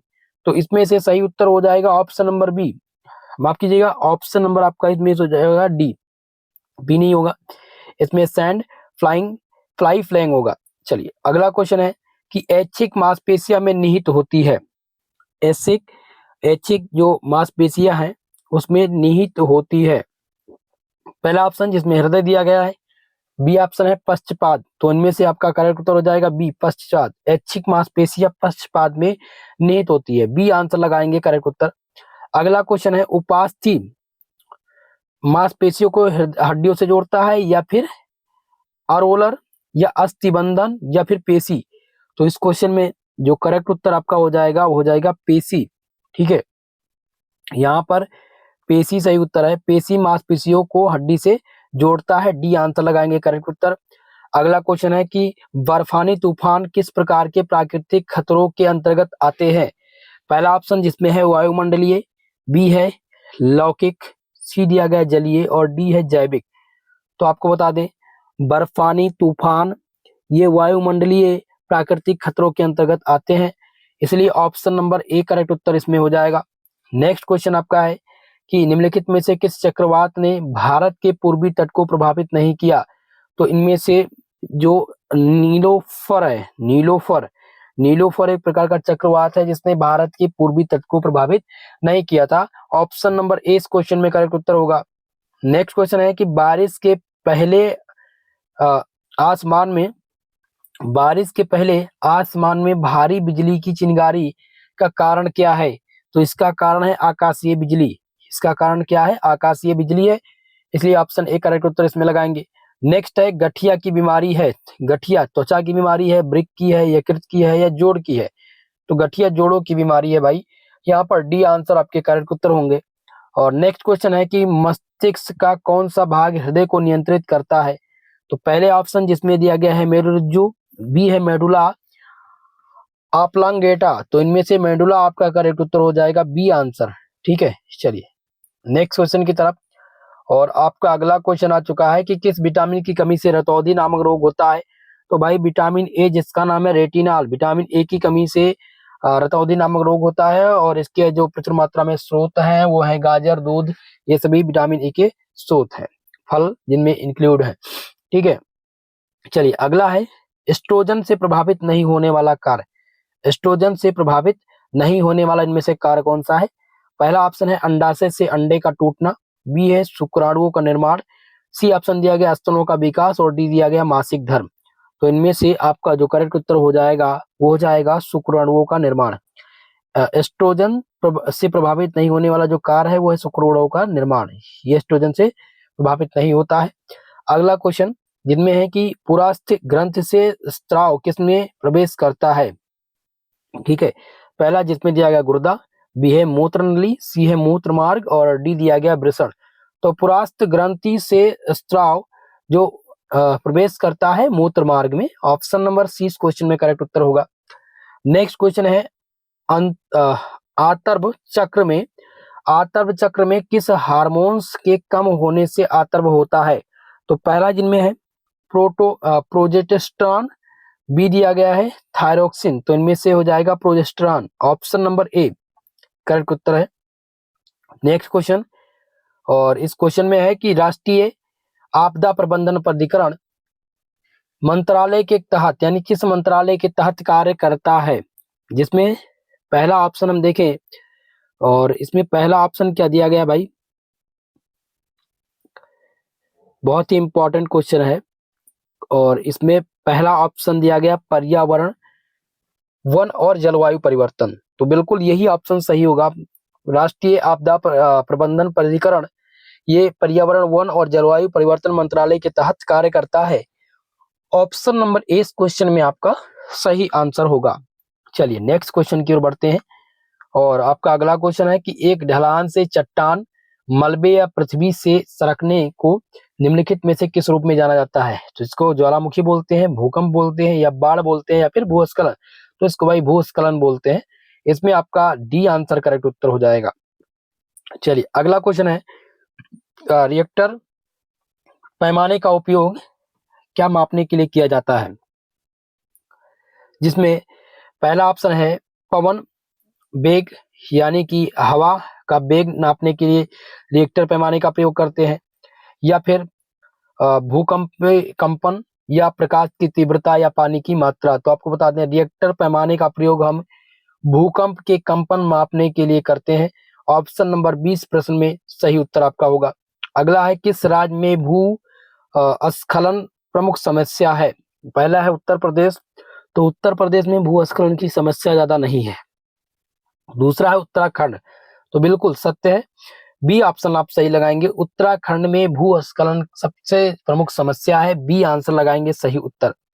अगला है कि कौन सी ग्रंथि अंतःस्रावी ग्रंथियों के कामकाज को नियंत्रित करती है। पहला है थायराइड ग्रंथि, बी है पेनियल ग्रंथि, सी है आर्द्रवृक्क ग्रंथि और डी दिया गया पीयूष ग्रंथि। तो इनमें से जो सही उत्तर आपका हो जाएगा पीयूष ग्रंथि। ऑप्शन नंबर डी करेक्ट उत्तर है।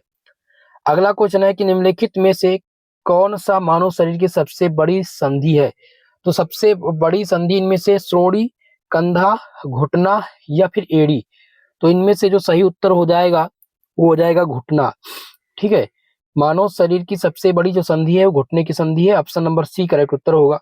नेक्स्ट क्वेश्चन है मानव शरीर की फीमर हड्डियों को कहा जाता है। मानव शरीर की फीमर हड्डियों को कहा जाता है। तो इनमें से याद रखेंगे जांघ की हड्डी। क्या बोलते हैं इसको, जांघ की हड्डी। ऑप्शन नंबर बी इस क्वेश्चन में करेक्ट उत्तर होगा।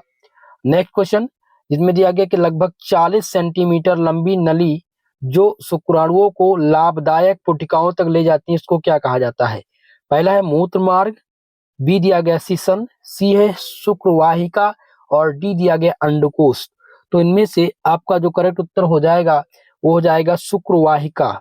ठीक है, शुक्रवाहिका ये 40 सेंटीमीटर लंबी नली होती है जो शुक्राणुओं को लाभदायक पुटिकाओं तक ले जाती है। ठीक है, अगला क्वेश्चन है कि बच्चों में प्रोटीन की कमी से होने वाला कौन सा रोग है। तो आपको बता दें बच्चों में प्रोटीन की कमी से होने वाला जो रोग है वो है क्वाशीओरकर और मैरामस। इसलिए आंसर लगा देंगे ऑप्शन नंबर डी, ए व बी दोनों।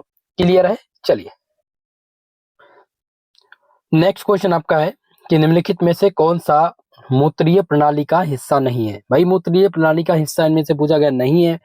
तो मूत्राशय ये मूत्राशय प्रणाली का हिस्सा है, गिवनी भी है, और श्वास अगर बात करें श्वसनी तो श्वसनी ये मूत्राशय का हिस्सा नहीं है। इसलिए आंसर नंबर सी यहाँ पर लगाएंगे करेक्ट उत्तर। अगला क्वेश्चन है मूत्र का पीला रंग किसकी उपस्थिति के कारण होता है। तो आपको बता दें दोस्तों, मूत्र का जो पीला रंग होता है इसकी उपस्थिति का कारण है यूरोबिलियन या यूरोक्रोम का। ऑप्शन नंबर डी इस क्वेश्चन में करेक्ट उत्तर है। नेक्स्ट क्वेश्चन है कि मानव में उत्सर्जन प्रणाली के निस्पंदन इकाइयों का नाम बताइए। तो इनमें दोस्तों उस इकाई का क्या नाम है? पहला दिया गया है ऑप्शन, जिनमें दिया गया है यूरेटर, बी ऑप्शन है नेफ्रॉन, सी दिया गया न्यूरॉन और डी दिया गया है यूरेथ्रा। तो करेक्ट उत्तर में से कौन सा हो जाएगा? याद रखेंगे नेफ्रॉन। इनमें से नेफ्रॉन आपका करेक्ट उत्तर हो जाएगा। मानव में उत्सर्जन प्रणाली की निस्पंदन इकाइयों का जो नाम है वो नेफ्रॉन है। अगला क्वेश्चन है हेनले पास से संबंधित है। तो हेनले पास जो है संबंधित है किससे? ये उत्सर्जन से संबंधित है। ऑप्शन सी इस क्वेश्चन में आपका राइट उत्तर होगा। अगला क्वेश्चन है मानव में प्रमुख उत्सर्जन उत्पाद, ये आपको बताना है। तो मानव में जो प्रमुख उत्सर्जन उत्पाद है वो है यूरिया। ऑप्शन नंबर ए इस क्वेश्चन में करेक्ट उत्तर आपका है। अगला क्वेश्चन जिनमें है कि मनुष्य में वृक्काणु के लिए किस प्रणाली का ये भाग है। यहाँ पर आपको ये बताना है कि ये किस प्रणाली का भाग है। ठीक है, तो इनमें से अगर आप ऑप्शन देखें जिनमें है श्वसन, बी दिया गया है पोषण, सी है उत्सर्जन और डी दिया गया परिसंचरण। तो करेक्ट उत्तर में से कौन सा हो जाएगा भाई? यहाँ पर आपका हो जाएगा उत्सर्जन। ठीक है, मनुष्य में विक्राणु के लिए जो प्रणाली के लिए भाग जो पूछा गया उत्सर्जन प्रणाली का भाग है। चलिए अगला क्वेश्चन है केचुआ का उत्सर्जन उत्पाद, बहुत ही मोस्ट इंपॉर्टेंट है। केचुआ का पूछा गया है उत्सर्जन उत्पाद कौन सा है। अगर हम ऑप्शन को देखें, पहले ऑप्शन को जिसमें दिया गया केवल अमोनिया और यूरिक एसिड, तो ये बिल्कुल नहीं होगा। बी है केवल यूरिया और अमीनो एसिड, इसमें भी ये नहीं है, केवल अमीनो एसिड देता नहीं है ये। इसका जो उत्सर्जन उत्पाद है वो हो जाएगा अमोनिया, यूरिया और क्रिएटिनिन के निशान। ऑप्शन नंबर ए, ऑप्शन नंबर डी। ठीक है, इस क्वेश्चन में डी आंसर आपका करेक्ट उत्तर होगा। अगला क्वेश्चन, और इस क्वेश्चन में है कि वृक्क निम्नलिखित में से किसके द्वारा पीएच संतुलन बनाए रखने में मदद करता है। तो दोस्तों याद रखेंगे, रक्त से हाइड्रोजन आयनों का निकालना, रक्त से हाइड्रोजन आयनों का निकालना, यहाँ पर करेक्ट उत्तर हो जाएगा ऑप्शन नंबर बी। चलिए नेक्स्ट क्वेश्चन, और इस क्वेश्चन में है कि मूत्र त्याग करने से पहले वह मानव शरीर के उत्सर्जन तंत्र के किस भाग में संग्रहित होता है। पहला ऑप्शन है मूत्राशय, मूत्रवाहिनी, बी दिया गया वोमेन कैप्सूल और डी आपका दिया गया है मूत्र मार्ग। तो इनमें से जो सही उत्तर हो जाएगा मूत्राशय। मूत्र त्याग करने से पहले मानव शरीर के मूत्राशय उत्सर्जन तंत्र के भाग में यह संग्रहित होता है। ऑप्शन ए लगाएंगे सही उत्तर। नेक्स्ट क्वेश्चन है कि वह नली जो मूत्र को गुर्दे से मूत्राशय तक ले जाती है उसको क्या बोलते हैं। तो उसको मूत्रवाहिनी बोलते हैं मेरे भाई। ऑप्शन सी इसमें आपका करेक्ट उत्तर है। चलिए नेक्स्ट क्वेश्चन, आपका अगला क्वेश्चन है कि गुर्दे को मूत्राशय से जोड़ने वाली संरचना को क्या बोलते हैं। चलिए बताने का प्रयास कीजिएगा। तो गुर्दे को मूत्राशय से जोड़ने वाली जो संरचना है उसको मूत्रवाहिनी बोलते हैं। क्या बोलते हैं भैया? मूत्रवाहिनी। ऑप्शन नंबर ए इस क्वेश्चन में करेक्ट उत्तर होगा। चलिए अगले क्वेश्चन को देखते हैं। और सभी लोग भाई इस क्वेश्चन में आगे बढ़ने से पहले वीडियो को अगर अभी तक आप लोगों ने लाइक नहीं किया है तो प्लीज़ निवेदन है, फ्री में करना है आपको, थोड़ा सा मेरा भी हेल्प कीजिए। आप सब वीडियो को लाइक कर दीजिएगा यार, आपके एक लाइक से थोड़ा एनर्जी मिलती है। और अगर आपने चैनल को सब्सक्राइब नहीं किया है तो प्लीज़ आप सबसे रिक्वेस्ट है, हम्बल रिक्वेस्ट है भाई, चैनल को सब्सक्राइब जरूर कीजिएगा। ओके चलिए अगला क्वेश्चन है नेफ्रॉन का कौन सा भाग मज्जा तक फैला हुआ है। तो नेफ्रॉन का जो नेफ्रॉन लूप है ये मज्जा तक फैला हुआ है। इनमें आपका समीपस्थ घुमावदार नालिका नहीं होगा और ना ही होगा पैपिलरी डक्ट। इनमें से जो सही उत्तर है वो nephron loop, option A correct उत्तर होगा। चलिए अगला क्वेश्चन है वृक्क की क्रियात्मक इकाई किसे बोलते हैं। तो आप सब इस क्वेश्चन का आंसर जानते ही होंगे, लगभग लोगों ने इसको पढ़ा ही होगा कि नेफ्रॉन को वृक्क की कार्यात्मक इकाई बोलते हैं। इसको यहाँ क्रियात्मक इकाई है तो ऑप्शन नंबर बी। ठीक है, वृक्क की क्रियात्मक इकाई नेफ्रॉन है, ऑप्शन नंबर बी करेक्ट उत्तर होगा। अगला क्वेश्चन देखेंगे जिसमें है कि निम्नलिखित में से कौन सा मानव उत्सर्जन प्रणाली में मूत्र पथ के सही अनुक्रम को दर्शाता है। तो मूत्र उत्सर्जन प्रणाली में मूत्र पथ का सही अनुक्रम जिनमें सबसे पहला हो जाएगा गुर्दा, फिर हो जाएगा मूत्रवाहिनी, फिर हो जाएगा मूत्राशय और फिर मूत्रमार्ग। ऑप्शन डी लगाएंगे इस क्वेश्चन में करेक्ट उत्तर है। और इसको ध्यान रखेंगे, ये कई बार डॉक्टर राम मनोहर लोहिया अवध विश्वविद्यालय में आया है, कानपुर विश्वविद्यालय में आया है, अभी हाल ही में परीक्षा कराई गई सिद्धार्थ यूनिवर्सिटी में, वहाँ पर भी ये पूछा जा चुका है क्वेश्चन। ठीक है, तो ये आप सबके लिए इम्पोर्टेंट है। अगला क्वेश्चन है कि जक्स्ट्रा ग्लोमेरुलर एपेटस स्तनधारियों में निम्नलिखित में से किस कोशिका का एक हिस्सा है? तो इनमें से आपका हो जाएगा दोस्तों, आपका जो करेक्ट उत्तर वो हो जाएगा वृक्काणु, जिसे नेफ्रॉन बोलते हैं। ऑप्शन डी आप लोग लगाएंगे करेक्ट उत्तर। अगला क्वेश्चन है कि एक अंग या संरचना जो मूत्र प्रणाली का घटक नहीं है वह कौन सा है? पहला अगर हम देखें, इनमें दिया गया मूत्र मार्ग, तो मूत्र मार्ग भाई ये मूत्र प्रणाली का घटक है। मूत्राशय भी है, मूत्रवाहिनी भी है, लेकिन अधवृक्क ग्रंथि इनमें से नहीं होगी, ये मूत्राशय का हिस्सा नहीं है, इसलिए ऑप्शन नंबर डी आप लगाएंगे करेक्ट उत्तर। अगला क्वेश्चन है दोस्तों, जिनमें दिया गया है मिक्स रिफ्लेक्स सेंटर स्थित है, तो ये कहाँ पर स्थित है? तो ये दोस्तों रीढ़ की हड्डी में स्थित है। ऑप्शन सी इस क्वेश्चन का करेक्ट उत्तर होगा। अगला क्वेश्चन, जिनमें पूछा गया कि निम्नलिखित में से सभी कथन एक पुरुष के मूत्र मार्ग से संबंधित हैं सिवाय इसके। अब पहले ऑप्शन को देखें, जिनमें दिया गया है कि यह मूत्र और प्रजनन प्रणाली दोनों की सेवा करता है। बी ऑप्शन है इसमें मूत्राशय की गर्दन के पास एकल मूत्र मार्ग दबाने वाला यंत्र होता है, तो ये भाई इसमें नहीं होगा। ऑप्शन नंबर इसमें से आपका बी करेक्ट उत्तर होगा। चलिए अगला क्वेश्चन देखते हैं, और इस क्वेश्चन में है कि सोडियम के बदले, ठीक है, क्वेश्चन इसमें है कि सोडियम के बदले कौन सा आयन पुनः अवशोषित होता है? पहला ऑप्शन जिसमें दिया गया क्लोराइड, बी है पोटेशियम, सी है कैल्शियम और डी दिया गया मैग्नीशियम। तो इनमें से करेक्ट उत्तर हो जाएगा आपका ऑप्शन बी पोटेशियम। सोडियम के बदले में पोटेशियम आयन पुनः अवशोषित होता है, बी आंसर लगा देंगे करेक्ट उत्तर। अगला है औसत ग्लोमेरुलर निस्पंदन दर क्या है? तो इसकी जो निस्पंदन दर है वो है 180 एल प्रतिदिन, ठीक है, 180 लीटर प्रतिदिन। ऑप्शन नंबर 20 क्वेश्चन में करेक्ट उत्तर हो जाएगा। अगला क्वेश्चन है कि निम्नलिखित में से कौन आमतौर पर मूत्र में नहीं पाया जाता है? पहला ऑप्शन जिसमें दिया गया है मैग्नीशियम, अगर दूसरा ऑप्शन देखें माफ कीजिएगा, दूसरा ऑप्शन है यूरिया। ऑप्शन अगर सी देखें, सी ऑप्शन, तो इसमें क्या दिया गया है, ध्यान रखेंगे ऑप्शन सी, जिनमें यूरिक एसिड और दिया गया ग्लूकोज। तो भाई क्या मैग्नीशियम पाया जाता है, यूरिया भी पाया जाता है, यूरिक एसिड भी पाया जाता है, ग्लूकोज नहीं मिलता है आपको मूत्र में, ठीक है, यहाँ पर आप डी आंसर लगा देंगे करेक्ट उत्तर। अगला देखेंगे, और इसमें नेफ्रॉन का अंतिम भाग पूछा गया है। नेफ्रॉन का अंतिम भाग होता है, तो आप लोग ध्यान रखेंगे कि कलेक्टिंग डक्ट ये नेफ्रॉन का अंतिम भाग है, इसलिए यहाँ पर आप लोग ए आंसर को टिक करेंगे सही उत्तर। नेक्स्ट क्वेश्चन है कौन सा क्षेत्र वास्तव में रक्त में रेनिन का स्त्राव करता है? तो पहले ऑप्शन को देखिए, जिनमें दिया गया है मैक्यूल डेसा, दूसरा ऑप्शन दिया गया है जैक्से ग्लोमेरुल उपकरण, ठीक है, तो इनमें से जो करेक्ट उत्तर हो जाएगा वो हो जाएगा ऑप्शन नंबर आपका सी, आपका सी आंसर सही उत्तर होगा। जैक्स्टा ग्लोमेरुलर कोशिकाएं ये रक्त में रेनिन का स्त्राव करता है। अगला क्वेश्चन है कौन सी रक्त वाहिका नेफ्रॉन से रक्त पहुंचाती है? मोस्ट इंपॉर्टेंट क्वेश्चन है। ऑप्शन इसमें दिया गया है पहला जो कि है अपवाही धमनी, बी दिया गया है कि वासा रेक्टा, सी है पेरी ट्यूबुलर कोशिका और डी दिया गया है कि इंटरला बोलर नस। तो इनमें से कौन सा उत्तर सही उत्तर होगा? इनमें से सही उत्तर हो जाएगा भैया, बहुत ही मोस्ट इम्पॉर्टेंट क्वेश्चन है, सही उत्तर की पहचान आपको करना है।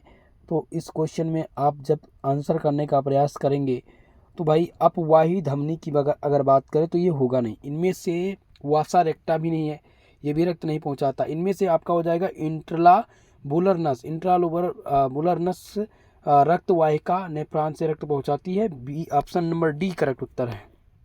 नेक्स्ट क्वेश्चन, नेफ्रॉन नालिकाओं से ट्यूबुलर पुनः अवशोषित होता है? पहला ऑप्शन है हेनेले के लूप, बी ऑप्शन जिनमें दिया गया है पेरी ट्यूबुलर कोशिका, सी है ब्रिक कोशिका और डी दिया गया है ब्रिक पिरामिड। तो इनमें से जो सही उत्तर होगा दोस्तों वो आपका हो जाएगा पेरीट्यूबुलर कोशिका। नेफ्रॉन नालिकाओं से पेरीट्यूबुलर कोशिका में ट्यूबुलर पुनः अवशोषित होता है, इसका अवशोषण होता है। ऑप्शन नंबर आपका बी करेक्ट उत्तर होगा। नेक्स्ट क्वेश्चन है अधिकांश ट्यूबुलर पुनः अवशोषण पर होता है हेनेले लूप, या बी ऑप्शन दिया गया है जिसमें है कि दूरस्थ घुमावदार ट्यूब, ठीक है। सी ऑप्शन जिसमें है कि समीपस्थ घुमावदार ट्यूब। तो इनमें से आपका हो जाएगा समीपस्थ घुमावदार ट्यूबल, ठीक है। अधिकांश ट्यूबल पुनः जो अवशोषण होता है इनका समीपस्थ घुमावदार ट्यूबल पर होता है। सी आंसर लगा देंगे करेक्ट उत्तर। नेक्स्ट क्वेश्चन है कि सबसे अधिक माइक्रोवेली कहाँ पर पाए जाते हैं। सबसे अधिक माइक्रोवेली की बात की गई है तो इनमें से ध्यान रखेंगे सबसे अधिक जो माइक्रोवेली हैं वो पाए जाते हैं प्रॉक्सिमल ल्यूटेड ट्यूबनल। ऑप्शन नंबर डी इस क्वेश्चन में करेक्ट उत्तर आपका है। अगला क्वेश्चन है सक्रिय परिवहन द्वारा निम्नलिखित में से क्या हुआ। पहला है मूत्र में एल्बुमिन, मूत्र में क्रिएटिनिन, या सी ऑप्शन है समीपस्थ नालिका का पानी का पुनः अवशोषण, या डी दिया गया है अमीनो एसिड का पुनः अवशोषण। तो इनमें से जो करेक्ट उत्तर हो जाएगा वो हो जाएगा ऑप्शन नंबर आपका डी अमीनो एसिड का पुनः अवशोषण, ठीक है। डी आंसर लगाएंगे सही उत्तर। नेक्स्ट है कि इनमें से कौन सा रीनल थ्रेशोल्ड मैकेनिज्म के तहत काम नहीं करता। तो इनमें से जो कार्य नहीं करता है वो है सोडियम, यहाँ पर आपका सी आंसर करेक्ट उत्तर होगा। चलिए अगले क्वेश्चन की तरफ बढ़ते हैं। नेक्स्ट क्वेश्चन इसमें देखेंगे और आपका अगला क्वेश्चन है कि इनमें से कौन आमतौर पर गुर्दे द्वारा स्रावित नहीं होता है। जिसमें हमने ऑप्शन ए देखा, ऑप्शन ए दिया गया क्रिएटिन।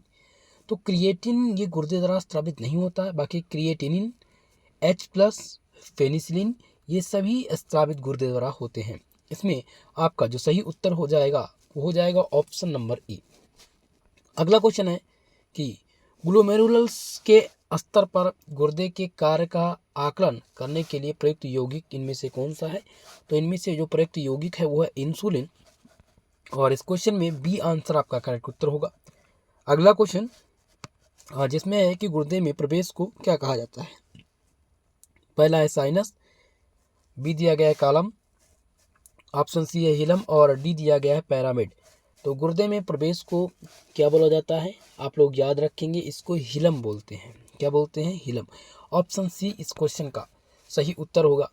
नेक्स्ट क्वेश्चन है कि इनमें से सबसे पहले मूत्र एकत्र करने वाली संरचना कौन सी है। पहला ऑप्शन जिसमें है कि फेलिबस, बी आपका दिया गया कैलेक्स, सी दिया गया यूरेटर, और डी दिया गया यूरेथ्रा। तो करेक्ट उत्तर इनमें से कौन सा होगा, इनमें से हो जाएगा आपका सही उत्तर कैलेक्स, ठीक है। सबसे पहले मूत्र इकट्ठा करने वाली जो संरचना है उसको कैलेक्स बोलते हैं। ऑप्शन बी लगाएंगे सही उत्तर। नेक्स्ट है कि प्रत्येक नाबालिग कैलेक्स से मूत्र प्राप्त करता है। पहला ऑप्शन जिसमें है रीनल पेपिला, बी दिया गया है पेलिबस, सी दिया गया यूरेटर, और डी दिया गया है कॉलम।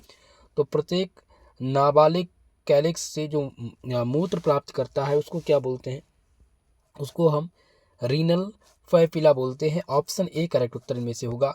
नेक्स्ट क्वेश्चन दोस्तों मोस्ट इंपॉर्टेंट है, और इसमें आपका ऑप्शन दिया गया कि गुर्दे की पथरी आमतौर पर निम्नलिखित में से किस एक को छोड़कर शामिल होती है। पहला ऑप्शन जिसमें है कैल्शियम ऑक्सालेट, बी आपका दिया गया कोलेस्ट्रॉल, सी आपका है यूरिक एसिड, और डी दिया गया मैग्नीशियम फॉस्फेट। तो इस क्वेश्चन में जो सही उत्तर आपका हो जाएगा वो हो जाएगा कोलेस्ट्रॉल। ऑप्शन नंबर बी आपका इसमें करेक्ट उत्तर है।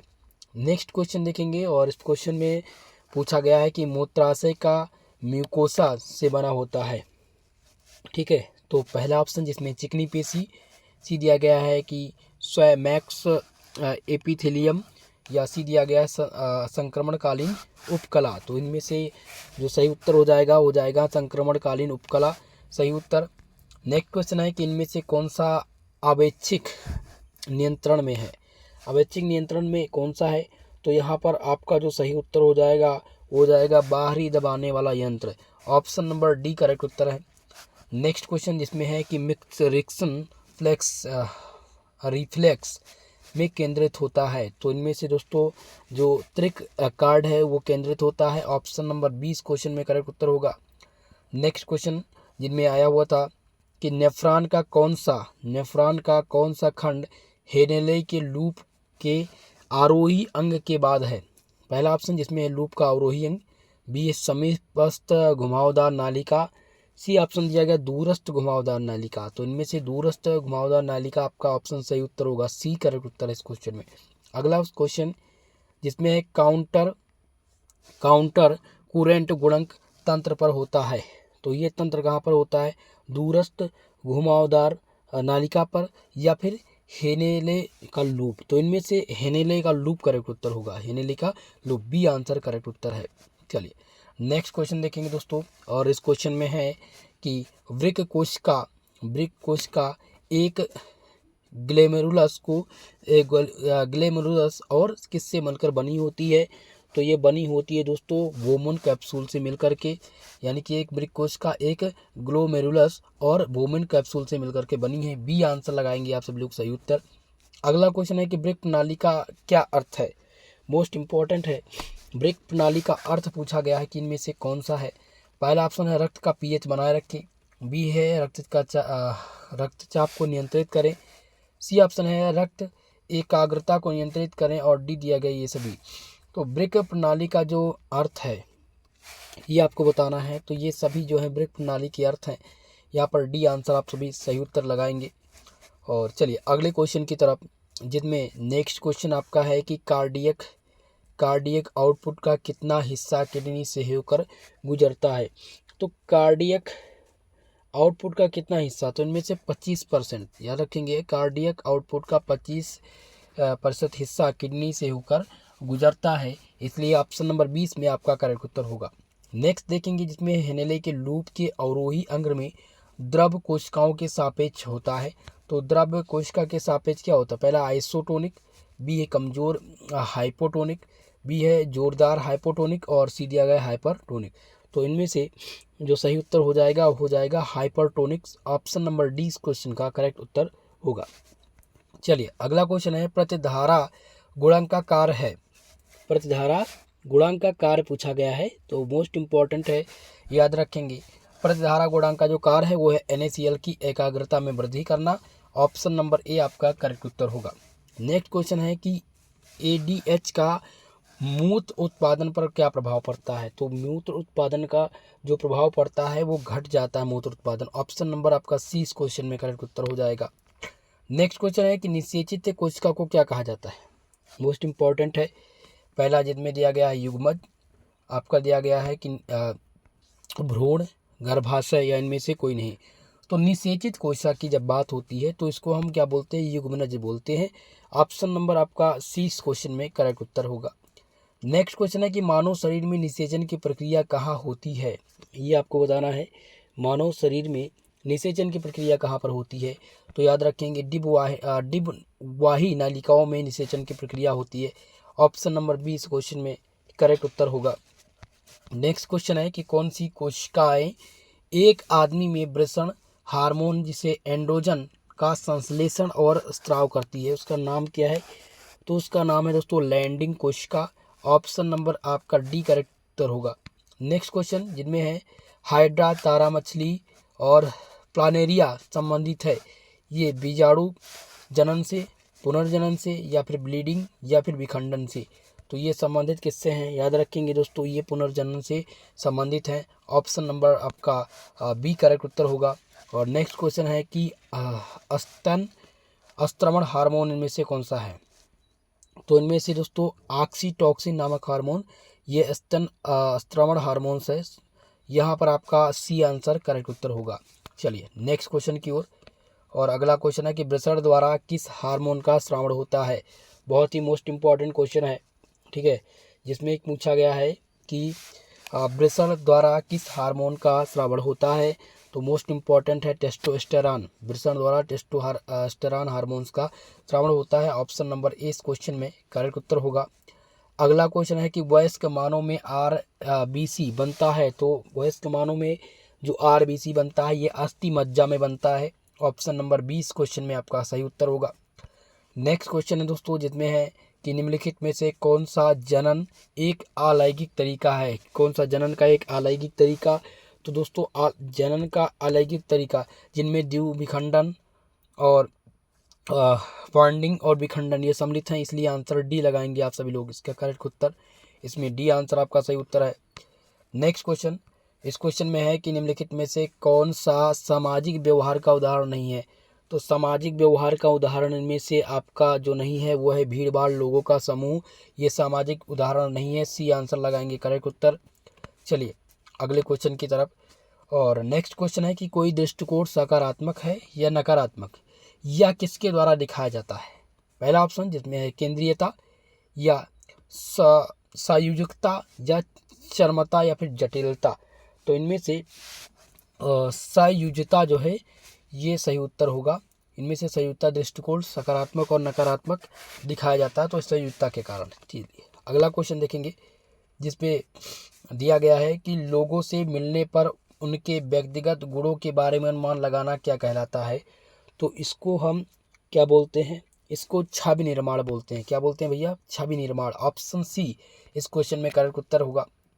नेक्स्ट क्वेश्चन जिसमें है कि एक अर्ध परिपक्व या पक्षपाती नकारात्मक मत को किस रूप से जाना जाता है। तो इसको हम किसके रूप में जानते हैं, रूढ़वादिता के रूप में इसको जानते हैं।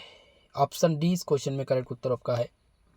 और अगला क्वेश्चन जिनमें है, क्वेश्चन पूछा गया है कि एक लिंग पर दूसरे के प्रति वीरता या पूर्वाग्रह को क्या कहा जाता है। तो इसको बोलते हैं दोस्तों लैंगिक पूर्वाग्रह बोलते हैं। क्या बोलते हैं, लैंगिक पूर्वाग्रह। जब बात हो एक लिंग पर दूसरे के प्रति वीरता पर पूर्वाग्रह, तो लैंगिक पूर्वाग्रह इसको बोलते हैं। चलिए अगला क्वेश्चन देखेंगे। नेक्स्ट है पुरुषों और महिलाओं के साथ निष्पक्ष रहने की प्रक्रिया। पुरुषों और महिलाओं के साथ निष्पक्ष रहने की प्रक्रिया को क्या बोलते हैं। तो दोस्तों इसको क्या बोला जाता है, लैंगिक जागरूकता बोलते हैं या लैंगिक पूर्वाग्रह बोलते हैं। याद रखेंगे, इसको हम लैंगिक जागरूकता बोलते हैं। क्या बोलते हैं, लैंगिक जागरूकता। ऑप्शन नंबर इनमें से आपका करेक्ट उत्तर हो जाएगा ऑप्शन नंबर सी।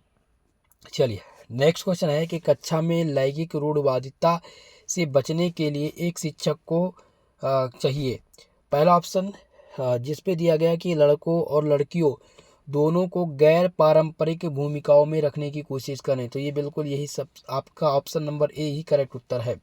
चलिए अगला क्वेश्चन देखेंगे, मोस्ट इम्पॉर्टेंट क्वेश्चन है और इसमें पूछा गया है कि मानसिक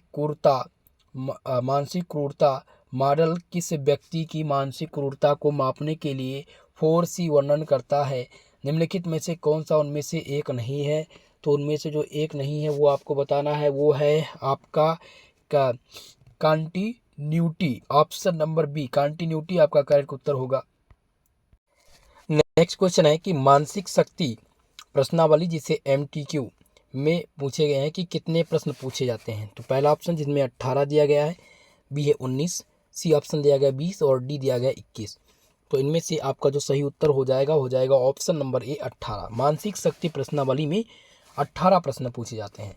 अगला क्वेश्चन जिनमें है कि कौन घनिष्ठ रूप से संबंधित है। इनमें से घनिष्ठ रूप से कौन संबंधित है। तो शरीर और मन ये घनिष्ठ रूप से संबंधित हैं। ऑप्शन सी आपका करेक्ट उत्तर होगा। चलिए अगला क्वेश्चन जिनमें है कि गंभीर मानसिक बीमारी से पीड़ित जनसंख्या का प्रतिशत कितना है। तो गंभीर मानसिक बीमारी से पीड़ित जनसंख्या का जो प्रतिशत है वो लगभग 1% है। ऑप्शन नंबर ए आपका इस क्वेश्चन में करेक्ट उत्तर होगा। अगला क्वेश्चन है कि निम्नलिखित में से कौन सा मनोवैज्ञानिक मानवतावादी मनोवैज्ञानिक का सार्थक नहीं था। पहला ऑप्शन जिसमें दिया गया फ्रायड, बी है मास्लो, सी दिया गया रोजर्स और डी दिया गया आर्थर काप्स। तो इनमें से जो सही उत्तर हो जाएगा वो जाएगा फ्रायड। ऑप्शन ए करेक्ट उत्तर होगा। चलिए अगला क्वेश्चन मोस्ट इम्पॉर्टेंट है जिसमें है कि अमेरिका मनोवैज्ञानिक संघ जिसे APA बोलते हैं सफिक्स में, और इसका मिशन, इस मिशन का उद्देश्य क्या है ये पूछा गया है। तो इस मिशन का जो उद्देश्य है वो हो जाएगा आपका मनोवैज्ञानिक ज्ञान के निर्माण, संचार और अनुप्रयोग को आगे बढ़ाना। ऑप्शन नंबर सी इस क्वेश्चन में आपका करेक्ट उत्तर है। अगला क्वेश्चन है दोस्तों कि कंटेस्ट वैलिडिटी मॉडल को दो लोगों द्वारा विकसित किया गया था। एक पाल महल था और दूसरा कौन था। तो दूसरे का जो नाम था वो था आपका, ध्यान रखेंगे, ली क्रोनबैंक। ऑप्शन नंबर सी इस क्वेश्चन में करेक्ट उत्तर होगा। चलिए अगला क्वेश्चन है कि किसी व्यक्ति द्वारा अपने बच्चे या पति या पत्नी पर गुस्सा आने पर किस प्रकार के रक्षा तंत्र का उपयोग किया जाता है क्योंकि उनका काम पर दिन खराब होता है। पहला है इकार, बी दिया गया दमन, सी है आपत्ति, डी है विस्थापन और डी दिया गया प्रतिगमन। तो इनमें से जो करेक्ट उत्तर हो जाएगा विस्थापन। आंसर डी आपका करेक्ट उत्तर है। चलिए अगले क्वेश्चन की तरफ। और नेक्स्ट क्वेश्चन इसमें है कि मनोविकृति की विशेषता क्या है। तो मनोविकृति की जो विशेषता है वो है वास्तविकता के साथ संपर्क का नुकसान। इसको हम मनोविकृति की विशेषता बोलते हैं, इसलिए आंसर नंबर ए इस क्वेश्चन में करेक्ट उत्तर होगा। अगला है न्यूरोसिस की विशेषता पूछी गई है। न्यूरोसिस की विशेषता, तो न्यूरोसिस की जो विशेषता है वो है आक्षेप के दौरे। आक्षेप के दौरे को न्यूरोसिस की विशेषता बोलते हैं। ऑप्शन डी इस क्वेश्चन में आपका करेक्ट उत्तर होगा। नेक्स्ट होता है कि मृगी रोग में रोगी को होता है। तो जब मृगी जिसको होता है उसमें रोगी को पूछा गया कि क्या होता है, तो इनमें से जो करेक्ट उत्तर हो जाएगा वो हो जाएगा आक्षेप के दौरे। इसको पढ़ते हैं, क्या पढ़ते हैं, आक्षेप के दौरे। ऑप्शन बी इस क्वेश्चन में करेक्ट उत्तर होगा। अगला क्वेश्चन है कि कौन सा मानसिक रोग में शामिल नहीं है। जिसमें हम देखें पहले ऑप्शन को, जिसमें वंशानुगत कारक, तो मानसिक रोग में शामिल वंशानुगत कारक है। बचपन के अनुभव, बिल्कुल ये भी शामिल है। मस्तिष्क में परिवर्तन, ये भी सम्मिलित है। लेकिन रूमेटिक फीवर ये मानसिक रोग में सम्मिलित नहीं है। डी आंसर लगाएंगे करेक्ट उत्तर। अगला है मानसिक रोग की प्रवृत्ति। क्या पूछी गई है, मानसिक रोग की प्रवृत्ति। तो मानसिक रोग की प्रवृत्ति में आ जाएगा गरीबी और अवसरों की कमी। इससे मानसिक रोगी बच्चों में मानसिक रोग की समस्या आती है जब गरीबी और अवसरों की कमी होती है। अगला क्वेश्चन है, और इसमें पूछा गया कि एक बच्चे को मानसिक बीमारी का विकास होगा यदि वह नहीं मिलता। पहला स्नेह, बी है प्रोत्साहन, मार्गदर्शन, अनुशासन, ऊपर के सभी। तो ये सभी अगर किसी भी बच्चे को नहीं मिलता, स्नेह, प्रोत्साहन, मार्गदर्शन और अनुशासन, तो उसको मानसिक बीमारी का विकार होगा। ये 100% है। तो डी आंसर लगाएंगे सही उत्तर। अगला क्वेश्चन है, मानसिक बीमारी के लिए सामाजिक उपचार की आवश्यकता है। तो इसमें है मनोविकृति का उपचार। बी है सामुदायिक स्वास्थ्य का रखरखाव, सी ऑप्शन है मानसिक रूप से बीमारी व्यक्तियों का पुनर्वास, और डी दिया लत की रोकथाम। तो मानसिक रोग के लिए सामाजिक उपचार की जो आवश्यकता है वह मनोविकृति का उपचार। ऑप्शन नंबर आपका ए करेक्ट उत्तर होगा। नेक्स्ट क्वेश्चन है, मानसिक रोग कौन सा है। इनमें से मानसिक रोग आपको बताना है। तो धनुस्तंभ दिया गया, धनुस्तंभ मानसिक रोग नहीं है। इनमें से न्यूरोसिस ये जो है मानसिक रोग की समस्या है। ऑप्शन बी आपकी करेक्ट उत्तर इसमें से होगा। चलिए नेक्स्ट क्वेश्चन देखते हैं। और अगला है, मनोविश्लेषण की स्थापना किसके द्वारा की गई थी। क्वेश्चन है, मनोविश्लेषण की स्थापना किसके द्वारा की गई थी। तो याद रखेंगे फ्राइड के द्वारा मनोविश्लेषण की स्थापना की गई थी। ऑप्शन सी इसमें आपका करेक्ट उत्तर होगा। अगला क्वेश्चन है, उपचार के लिए अक्सर शामक और ट्रैंक्विलाइजर दिए जाते हैं मृगी या मनोविकृति में, या प्रसार, या फिर चिंता। तो इनमें से चिंता आपका आंसर होगा। ऑप्शन नंबर डी करेक्ट उत्तर। अगला क्वेश्चन है, साइनोफोबिया डर है। चलिए बताने का प्रयास कीजिएगा। जो साइनोफोबिया है ये किसका डर है, ये बिल्ली का है या कुत्ते का। तो ये कुत्ते का डर है साइनोफोबिया। ऑप्शन नंबर आपका बी करेक्ट उत्तर हो जाएगा। साइनोफोबिया एक प्रकार का डर है जो बीमारी है, जो कुत्ते से, ये बीमारी जब होती है तो कुत्ते से डर लगने लगता है। अगला क्वेश्चन है, सामुदायिक स्वास्थ्य लक्ष्य। सामुदायिक स्वास्थ्य का लक्ष्य क्या है। पहला ऑप्शन जिसमें बूढ़ों की देखभाल करना, तो ये सामुदायिक स्वास्थ्य के अंतर्गत नहीं आता। बीमारों की देखभाल करना ये भी इसमें इंक्लूड नहीं है। ये बहुत मेजर बात नहीं है सामुदायिक स्वास्थ्य की। सभी के स्वास्थ्य में सुधार करना, ठीक है, ये भी इसमें से आपके कॉन्टेक्ट में आएगा 100%। सामुदायिक स्वास्थ्य का लक्ष्य है सभी के स्वास्थ्य में सुधार, ठीक है। ऑप्शन नंबर सी करेक्ट उत्तर होगा। अगला क्वेश्चन है, सामुदायिक स्वास्थ्य एक महत्वपूर्ण क्षेत्र है। पहला संचारी रोग की रोकथाम और नियंत्रण, अंधेपन की रोकथाम। बिल्कुल सामुदायिक स्वास्थ्य में एक महत्वपूर्ण क्षेत्र है अंधेपन की रोकथाम करना। ऑप्शन नंबर 20 क्वेश्चन में आपका करेक्ट उत्तर होगा। चलिए अगला क्वेश्चन है कि वैश्विक टीका कार्यक्रम शुभारंभ किया गया था। मोस्ट इंपॉर्टेंट क्वेश्चन है, तो आप लोग ध्यान रखेंगे। मई 1974 में वैश्विक टीकाकरण कार्यक्रम शुरुआत किया गया था। ये ऑप्शन करेक्ट उत्तर होगा। और नेक्स्ट है, भारत में सार्वभौमिक प्रतिरक्षण कार्यक्रम शुरू किया गया था। तो आप लोग याद रखेंगे, भारत में सार्वभौम प्रतिरक्षण कार्यक्रम, इसकी शुरुआत जो की गई थी वो 1985 में की गई थी। ऑप्शन नंबर डी इसमें आपका सही आंसर होगा। नेक्स्ट क्वेश्चन की तरफ बढ़ेंगे और अगला क्वेश्चन है, कभी कभी 40 के ऊपर के व्यक्तियों में पाया जाने वाला एक रोग है जो खराब CLS संवेदन विस्मृति और हाथों का कांपने की विशेषता है। तो इसको बोलते हैं भैया, क्या बोलते हैं, अल्जाइमर रोग। ऑप्शन नंबर आपका ए इस क्वेश्चन में करेक्ट उत्तर होगा। नेक्स्ट क्वेश्चन जिसमें है कि पार्किंसंस रोग, कपकपी और अंगों में प्रगतिशील कठोरता की विशेषता मस्तिष्क न्यूरॉन्स के अधपतन के कारण होता है जो आंदोलन नियंत्रण में शामिल होते हैं और न्यूरोट्रांसमीटर का उपयोग करते हैं। तो इनमें से जो सही उत्तर हो जाएगा वो हो जाएगा आपका डोपामाइन। ऑप्शन नंबर सी इस क्वेश्चन का करेक्ट उत्तर होगा। चलिए अगला क्वेश्चन है दोस्तों, हर्टिगटन का कोरिया है। हर्टिगटन का कोरिया इनमें से पूछा गया है।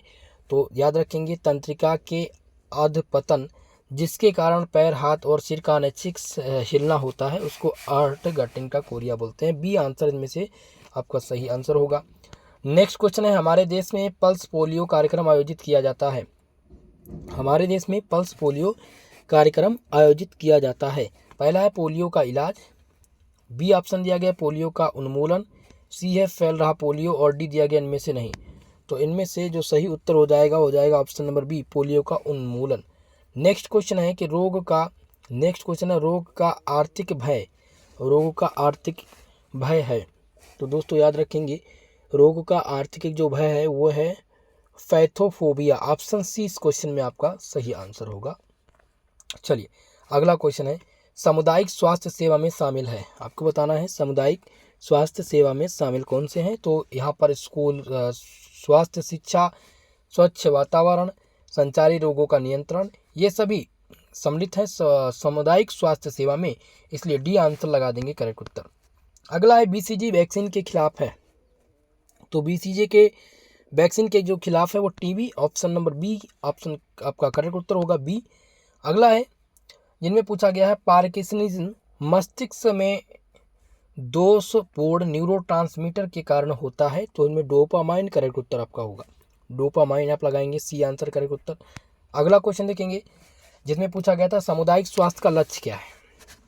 तो भाई सामुदायिक स्वास्थ्य का लक्ष्य इसमें है कि बेहतर स्वास्थ्य और परिवार नियोजन, बेहतर स्वच्छता और स्वच्छ वातावरण और संचारी रोग से दूर करना। तो इनमें से आप लगाएंगे ऑप्शन नंबर डी करेक्ट उत्तर।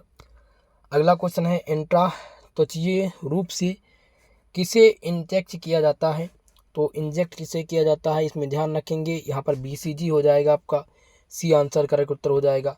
जिसमें दिया गया है अगला क्वेश्चन कि DT द्विसंयोजन टीका कब दिया जाता है। तो द्विसंयोजन टीका ये दिया जाता है 5 से 6 वर्ष के आयु के बच्चों को। ऑप्शन नंबर आपका सी करेक्ट उत्तर होगा।